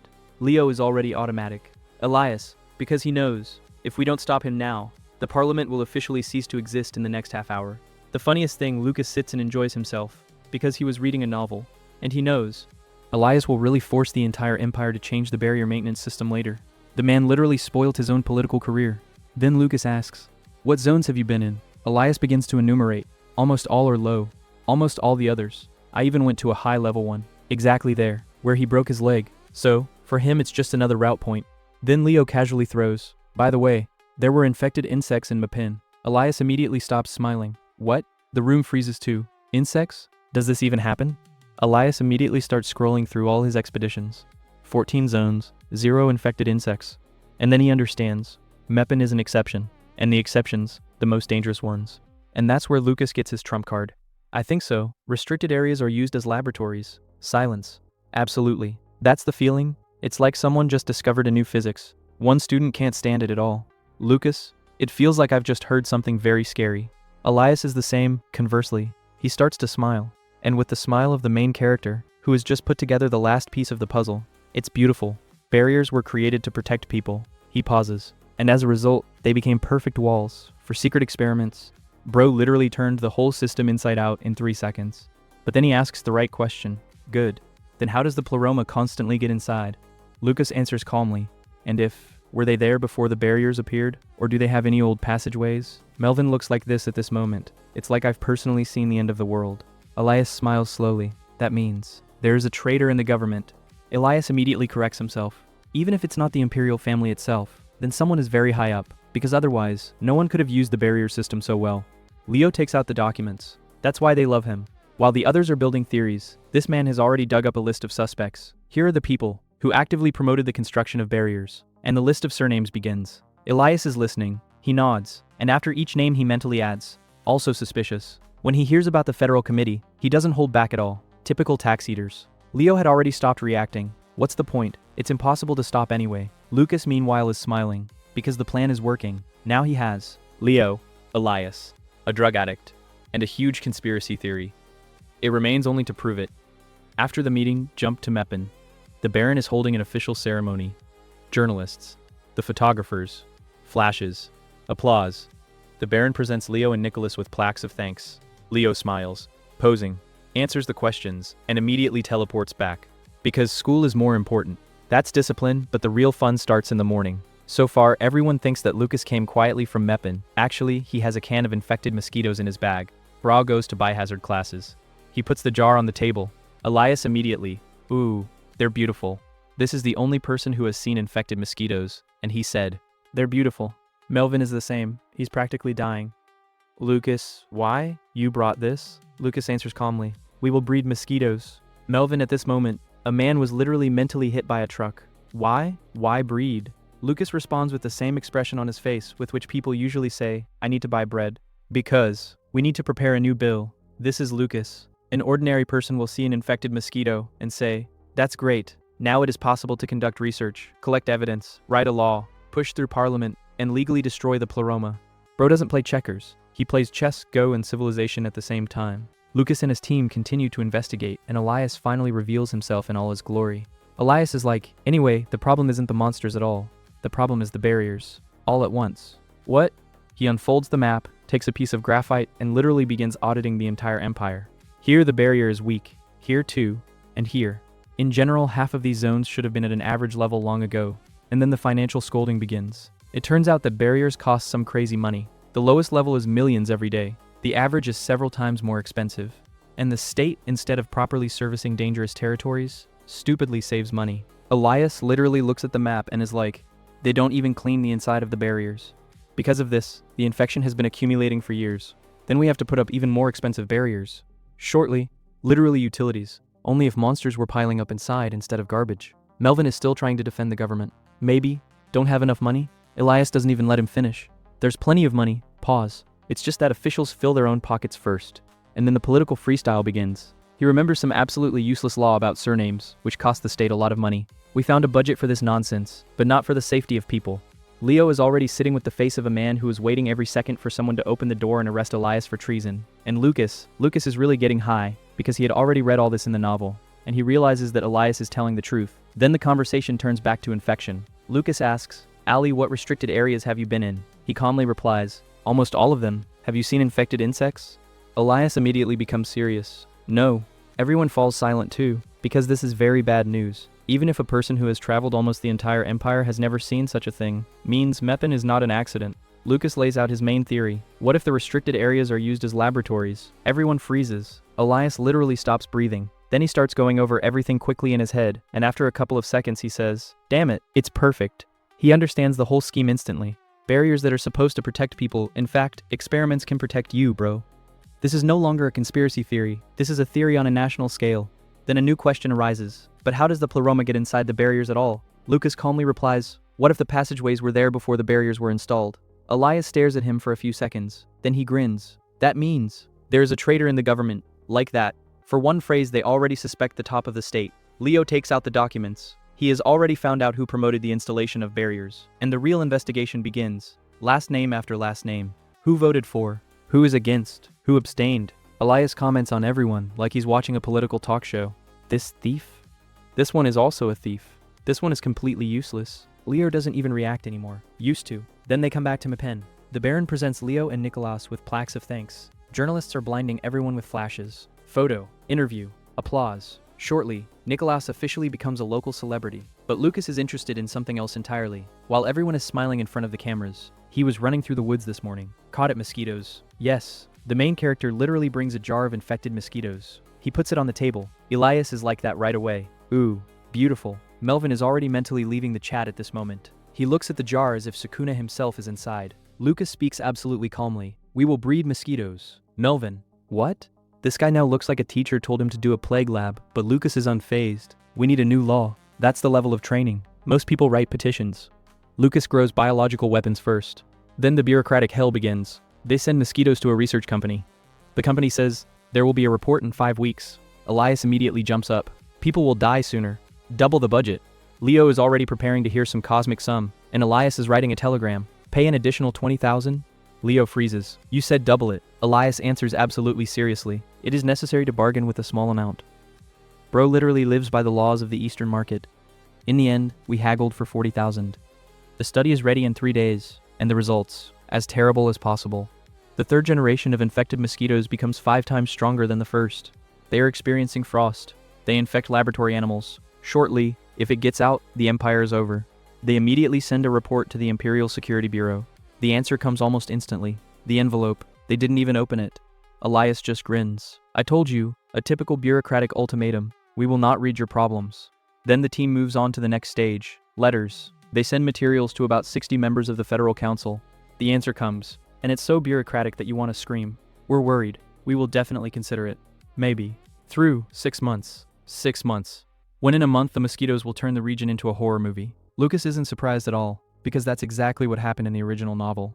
After that, Lucas decides to check the status window, and then the real RPG begins. Looks at the characteristics. My health has grown. The skills have grown. The title has changed. But what surprises him most is something else. Impression. It stopped being hopeless. There's even a bonus. Then the gaze falls lower. Available points. Stop. This has never happened before. He realizes that he can finally upgrade his features. Reveals charisma, the first level. Then he mentally raises it. Bam. Charisma of the second level. The conviction grows stronger. The bonus to liking increases. And to test the system, he looks at Philip, the same guy who once hit him. The favorability is really getting higher. Philip feels that look on him, and he starts to get nervous. What? Lucas calmly replies. Nothing. Keep writing. Bro is literally testing the system on a living person. Right now, Philip doesn't understand at all why he feels threatened, just by the fact that a neighbor is silently looking at him. And then Leo shows up, but not as a friend, and as the perfect class president, as official as possible. The professor asked me to tell you, they are waiting for you at the main gate. Lucas immediately becomes alarmed. Who could possibly be looking for him at school? He walks slowly towards the exit. There are already 1,000 options in my head. The pleroma? A brother? An assassination attempt? Blackmail? He reaches the gate, and he sees an elderly man in a familiar uniform. He smiles, he bows, and he says a single phrase. How are you, young master? Bro. It looks like Lucas's past just came to school on its own. Luca is almost celebrating a small victory. Elias is officially on the team. Now there are already 13 of them. It's a bit much for an ordinary student circle. For an underground organization that is going to destroy the pleroma, this is the very thing. However, the rest are quiet. The reason is simple. Elias himself is sitting at the table. The guy who broke a freshman yesterday is calmly flipping through a research folder today, as if he came to discuss homework. Not bad, he nods. The materials are almost at the level of the Imperial archives. They're all like that at once. What? Leo freezes up altogether. How do you know the contents of the archives? Elias doesn't even blink. I got in there once. All. A completely normal person. Luca mentally ticks the box. Yes, that's exactly the kind of psycho we needed. Since everyone is in shock, Luca quickly turns the conversation around. Eli, tell me about the restricted areas. Then the guy's eyes literally light up. He unfolds the card right on the table and starts scribbling with graphite. The biggest problem is barriers. Everyone leans closer. It turns out that almost half of the zones are improperly protected. Where there should be average barriers, there are cheap ones. Why? Because of the budget, and because officials prefer to save on security. Elias immediately begins to destroy the entire system. There is money, they just stuff them in their pockets. Leo sighs heavily. He already knows. If Elias started talking about politics, there are no more breaks. He continues. The federal committee calmly passes idiotic laws like changing surnames, but suddenly there is no money to service the barriers. Very convenient. Luca just grins. That's exactly what happened in the novel. Elias will then take this topic to the media and force the government to change the law in a panic. Now he sees the birth of the story with his own eyes. Then the conversation abruptly becomes more serious. Luke asks, have you ever met infected insects? Elias stops smiling instantly. No, not even once. The room becomes quiet. Leo confirms it. We were in Meppen. Mosquitoes. Insects. Everyone looks at each other. If insects are already infected, this means that the problem has grown to a completely different level. Elias immediately starts calculating his options. And then Luca throws another bomb. I think the restricted areas are used as laboratories. A second of silence. Then Elias slowly smiles. It's beautiful. He picks up the thought instantly. If the barriers isolate the territory, then it is an ideal polygon. No one will see the experiments. No one can interfere. There's only one question left. How does the pleroma get inside at all? Luca answers almost immediately. And if they were there before the barriers appeared? Elias snaps his fingers. Then there is a traitor inside the government. Now the puzzle begins to take shape. Leo takes out the prepared documents. He has already found out who pushed the law on the installation of barriers. The real investigation begins. One name. Second. The third. Members of the Federal Council. Who voted for? Who abstained? Who was against it? Elias scrolls through the list. Even if they don't work for the pleroma, half of them are ordinary freeloaders. Leo doesn't even try to argue anymore. Uselessly. The next day, the boys return to Meppen, formally, to receive a commendation from the Baron. Actually, Luca collects infected mosquitoes. Yes, he's actually carrying a jar of mutated mosquitoes in his school bag. Life is getting more interesting. When he brings the jar to the meeting, Melvin looks like he's going to pass out. Why? Luca answers calmly. We will breed. There is a collective silence in the room. Melvin is literally hanging out. What does it mean to breed? Luca shrugs his shoulders. We need proof. If you show how quickly mosquitoes mutate, Parliament can be forced to act. The experiment is sent to the laboratory, but the timing is terrible. 5 weeks. Elias immediately winces. People will die sooner. He immediately grabs the telegraph. Trading begins. Add 20,000. Make a report in 3 days. Leo looks like he's going to explode. You said double the budget. Elias answers quite seriously. They always bargain first. Luca just nods. Actually, he's right. After a couple of minutes, the lab agrees. For only 40,000. Elias is beaming. See, victory. The report arrives 3 days later, and it doesn't get funny at all. The third generation of mosquitoes. 5 times stronger than the first one. They calmly survive even in the cold. In the photographs, the laboratory mice turned completely black after being bitten. The picture is so creepy that the students feel uneasy. The report is immediately sent to the security bureau. After a while it is returned, without even opening it. Elias laughs. I told you. Then Luca changes the plan. Since the security bureau is useless, they write directly to the Federal Council. 60 letters, the same report, the same evidence. The answer comes quickly, polite, beautiful, and completely useless. We will definitely consider the issue. In about 6 months. Everyone is sitting with stone faces. In 6 months? Yes, by that time, only the name of Meppen will remain. Luca is not surprised at all. Exactly the same thing happened in the novel. Meanwhile, he finally opens the status window and immediately notices the strangeness. The impression is growing, gradually, but it's growing. Something else is even more interesting. There were free glasses. He puts them into charisma. Immediately the second level. The bonus gets stronger. Now people are starting to treat him a little better. Even Philip, the same guy who once punched him in the face, instead of the usual hatred, it shows only -4. Philip glances nervously at Luca. Why are you looking at me like that? Luca answers calmly. Don't pay any attention. Philip gets even more scared. The poor guy doesn't even realize that he's become a guinea pig. After class, Leo delivers unexpected news. Someone's waiting for you at the main gate.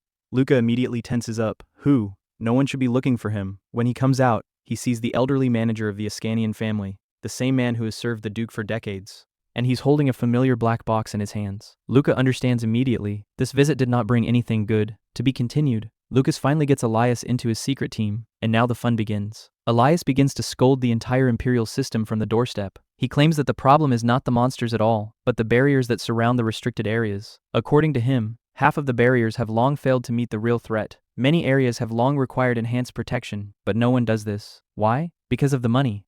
The maintenance of a conventional barrier costs a lot of money, and medium-level barriers cost the state many times more.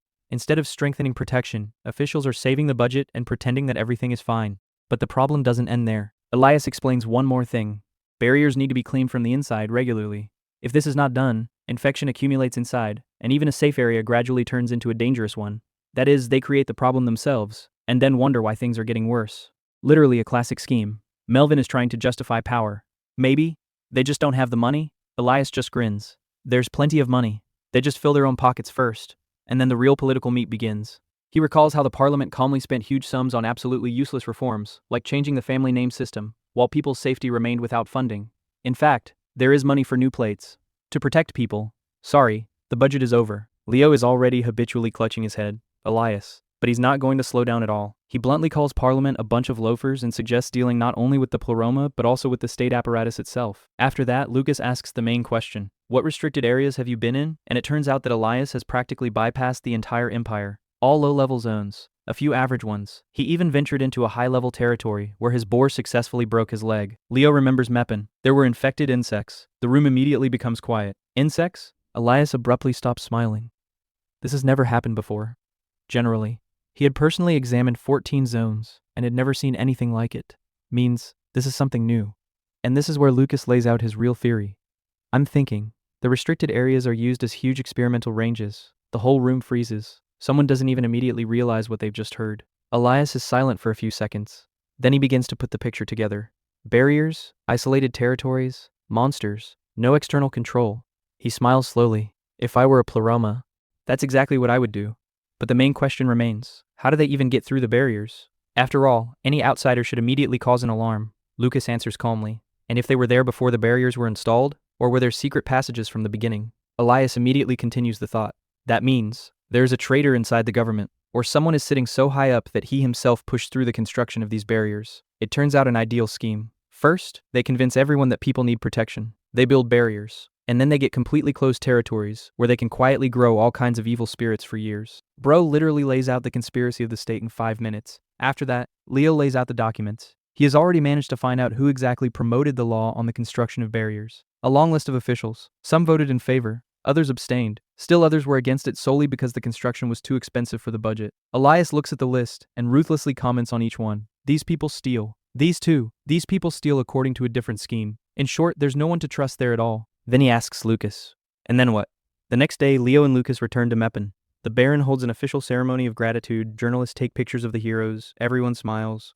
Meanwhile, Lucas is thinking about only one thing. He has a can of infected mosquitoes in his bag. Yes, he caught infected mosquitoes on purpose this morning, because now they are needed for an experiment. When the group gathers again, Lucas puts the jar on the table. Everyone is looking at her in horror. Melvin is getting nervous. Why? Did you bring this? Lucas's response is as calm as possible. We will breed mosquitoes. Melvin almost made a critical mistake. What? But Lucas had already made up his mind. They need proof. Words alone are not enough. They order a full-fledged study in a scientific laboratory. However, the problem is the timing. The experiment will take more than a month. Elias doesn't like this option at all. People will die sooner. He immediately starts haggling with the lab. First, he declares that he is ready to double the payment. Then it turns out that he's actually trying to get the research accelerated for just an extra 20,000. A real merchant. Leo just doesn't understand how his logic works anymore. As a result, they agree for 40,000. After 3 days, the laboratory actually sends the finished report. And the results are terrible. Over several generations, mosquitoes become several times stronger. They are already able to live even in winter, thanks to magic. Photos of infected lab mice look like footage from a horror movie. The group immediately sends a report to the Imperial Security Bureau. And the envelope is returned, not even opened. The bureaucracy literally says, "We are too lazy to read." Elias just laughs. I told you. But Lucas is not surprised. In the novel, everything happened exactly the same way. This was just the first step. Now they move on to the next one. They send reports to dozens of members of the Federal Council. The answer comes quickly. Everyone is very worried. But they will be able to consider the issue in about 6 months. 6 months. By that time, the mosquitoes will have already managed to arrange a local apocalypse. Elias understands that nothing can be achieved with ordinary letters. Now you have to go much harder. Meanwhile, Lucas finally opens his status window and immediately notices the oddities. His title has changed. The characteristics have increased. But the main thing is that a new line has appeared for the first time. Available points. It turns out that after the luck indicator became positive, the system began to give out points for leveling traits. Lucas immediately improves charisma to the 2nd level. Now his ability increases the sympathy of others and makes persuasion even more effective. To see if it works, he looks at Philip, the guy who once hit him. And indeed, Philip's hatred is getting a little weaker. Just 1 point. But the system really works. Lucas gets so caught up in the experiment that he starts silently glaring at Philip. He no longer understands what is happening. Why are you looking at me? It doesn't matter, right? The poor guy doesn't understand at all why he receives such psychological pressure. And that's when Leo appears. And not as a friend, but as an ideal class leader. As official as possible, informs. The professor asked me to tell you, there's someone waiting for you at the main gate. Lucas is surprised. No one should be looking for him. The most unpleasant options immediately begin to spin in my head. He slowly walks out to the gate. And there, an elderly butler from the Ascanian family is already waiting for him. He smiles respectfully and says, "Good afternoon, young sir. It's only after the man leaves the house that it becomes obvious that Lucas's quiet life is over again. After the whole mosquito thing, the group decides to go all in. Letters, reports, requests. None of this is working anymore, so it's time to put on a real political show. Meanwhile, a meeting begins in the government. Officials are discussing the lawsuit filed by Elias against the Imperial Security Bureau. One of the ministers suggests rejecting it immediately. The claim is still legally weak. We'll just close the case and forget about it. But the Prime Minister unexpectedly objects. He understands the problem much more deeply. If you just refuse now, society will decide that the government is hiding something. You'll get the classic Streisand effect. The harder you try to shut a person up, the more people start to believe him. Therefore, the Prime Minister suggests another move. Not a trial. The Federal Council. Live broadcast to the entire empire. Let Elias talk it out, and we will publicly show what an emotional madman he is. In their opinion, everything is perfect. Elias is a brawler, a hot-tempered noble. If you give him a microphone, he will destroy himself. That's just it. They don't understand who they're playing against at all. 4 days later, the entire team gathers in front of the Federal Council building. Elias puts on a formal suit. Well, tries. The jacket sits so crookedly that Leo is literally morally damaged. Your shoulders don't match. Really? Yes. Fix it. Leo becomes the main character's free babysitter again. Bro literally came to save the Empire, but first he has to fix his friend's suit. Lucas meanwhile calmly analyzes the situation. Everything happened exactly as he had hoped. The lawsuit should never have won. That wasn't the goal at all. The main task is to force the government to bring the dispute to the whole country, and they fell for it, and completely. The newspapers have been writing about it for several days now. The first civilian participant in the meeting of the Federal Council, Elias Hohenzollern versus the Security Bureau. Counselor Nicholas. The whole empire is now waiting for the broadcast. That's exactly what Lucas wanted. While waiting for the meeting to begin, Elias pesters Lucas again. He still can't believe it. So it's true? Are you really Nicholas? Yes. The mysterious man in the mask.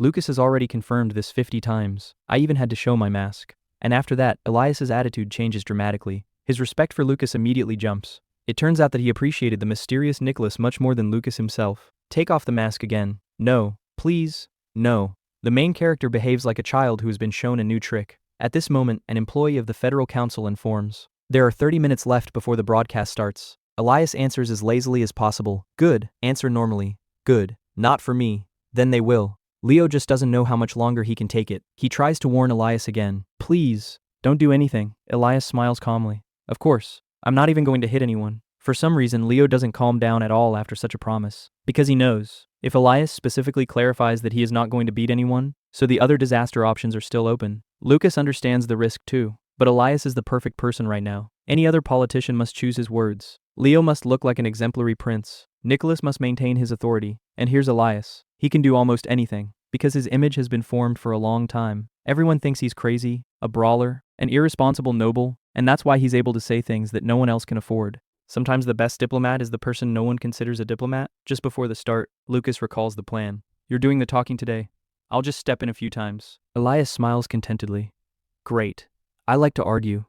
Leo sighs softly. We noticed. But Lucas has his own task. For now, Elias will arrange a political duel. He's going to look for a traitor. Without magic. Without investigation. Only with the help of the system. He is going to monitor the favorability indicators of everyone present. Sometimes numbers speak much more than words. Finally, an emergency meeting of the Federal Council begins. Senators, officials, and representatives of the Security Bureau gather in a huge hall. In addition, the meeting is being broadcast to the entire empire. The deputy chairman announces the beginning. Elias comes out first. He suddenly speaks completely calmly. No shouting. Without provocation. He even thanks the Prime Minister for the invitation. Lucas looks at him and is surprised inwardly. Here it is, the real version of the main character. Don't be a noisy jerk, and a man who, if necessary, is able to behave like a real statesman. Nicholas introduces himself after Elias. That is, Lucas under a new name. You can't use your real last name. It's too dangerous. The audience welcomes both with applause. While everyone is listening to the opening speeches, Lucas turns on his main weapon, the system. Indicators begin to pop up before my eyes. +1, +2, +3.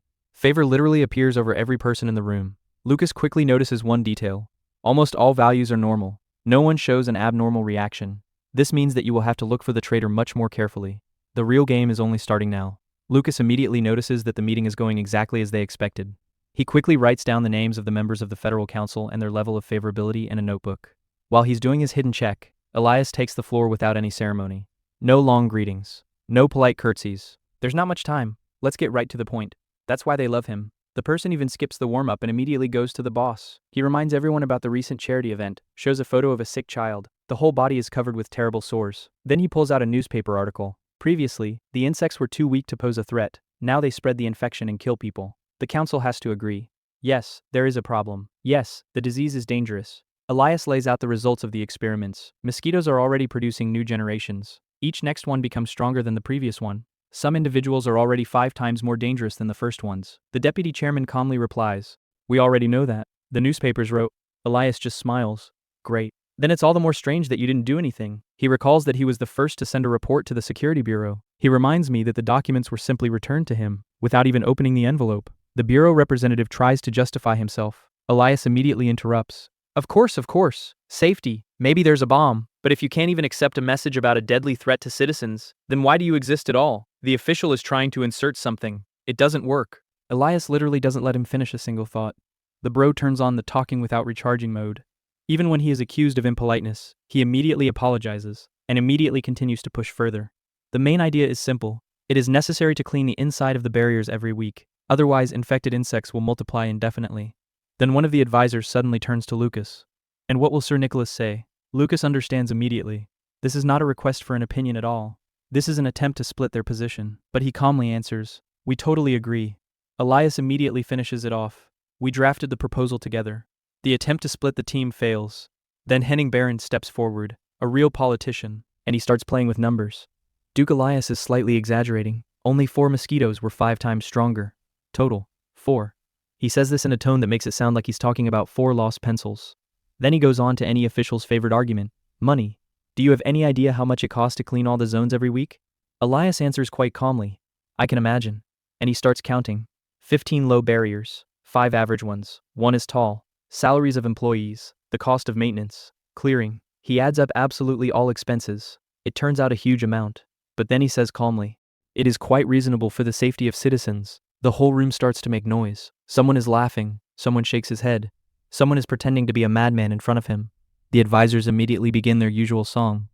"There is no such money. The budget is limited. You can't take them out of the air." Elias doesn't even blink. "If necessary, borrow it." The room becomes noticeably quieter. Right now, half of the officials have sick wallets at the same time. Lucas understands what's going on perfectly. They deliberately make Elias's proposals look like madness. If you convince the audience now that his demands are unrealistic, then you can safely not allocate any money at all. Classical politics. First, call the problem impossible. Then forget about her forever. And then the youngest advisor decides to get personal. "The Duke, if you want to engage in politics, first learn how to live in reality." The room is getting cold. Elias freezes slowly. Then, bang, the crutch falls to the floor with a loud thud. The assistants immediately start fussing. Lucas understands instantly. They hit exactly the sore spot. Everyone knows that because of his monstrous strength, Elias will never be able to occupy a high government post. The emperor himself won't allow it. Therefore, the words about politics were not an accidental jibe. It was a prepared blow. If Elias snaps now, the entire broadcast will turn into a show. The newspapers will write only one thing tomorrow.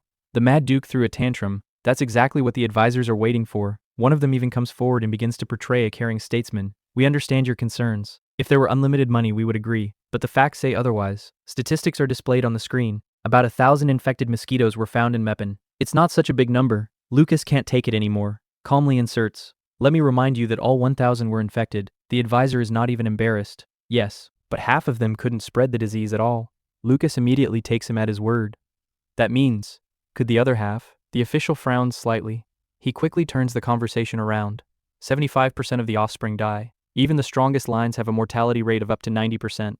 "You got these figures yourself?" Lucas nods. "Yes, all right." But the expert advisor specifically shows only the convenient part of the statistics. He deliberately hides the main conclusion. Each new generation is becoming more dangerous. This is the real problem. Lucas is about to step in and completely intercept the conversation, but he glances at Elias, and suddenly he understands. He is absolutely calm. No rage, no hysteria. Conversely, it seems that he was just waiting for this particular question. Lucas smiles faintly. Looks like the real scolding is about to begin.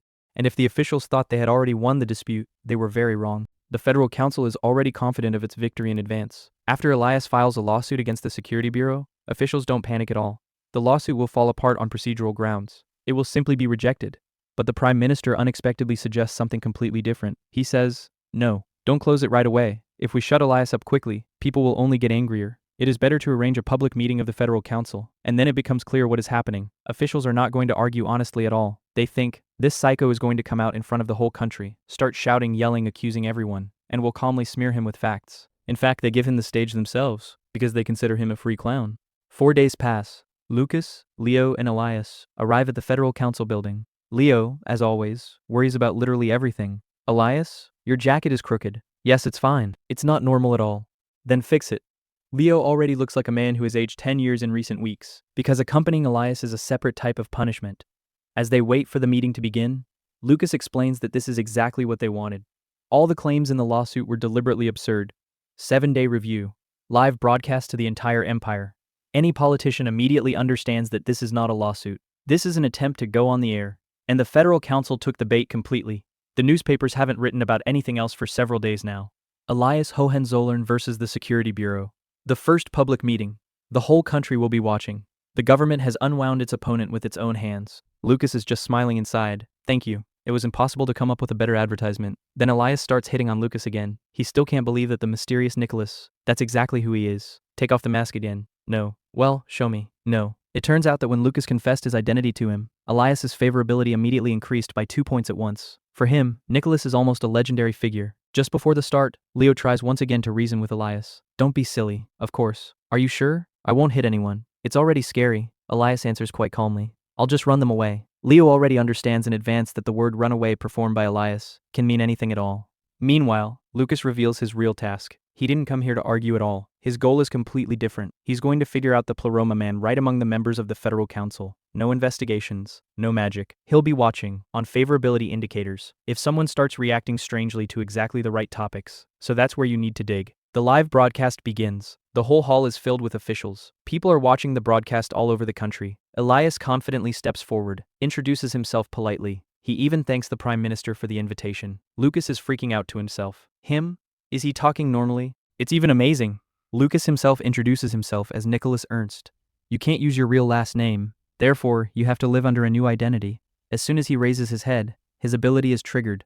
Numbers appear above each person, +1, +2, +3, 0. The favor is literally hanging over our heads. Lucas immediately starts writing down all the values. So far, there is no one suspicious. Now it remains to wait for the moment when emotions begin to change these indicators. Elias gets straight to the point. No long greetings. Everyone is talking about infected insects. But do you remember a child with a terrible skin disease, who was shown at a charity event? He takes out the photos, newspapers, documents, calmly explains. Previously the insects were too weak. Now they're spreading magic. Now they're infecting people. Now they can kill. The whole room has to agree. Yes, the problem really exists.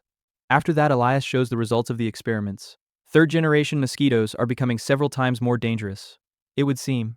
The council should now begin the discussion. But no. Officials are starting to pretend that nothing terrible is happening. We already know that.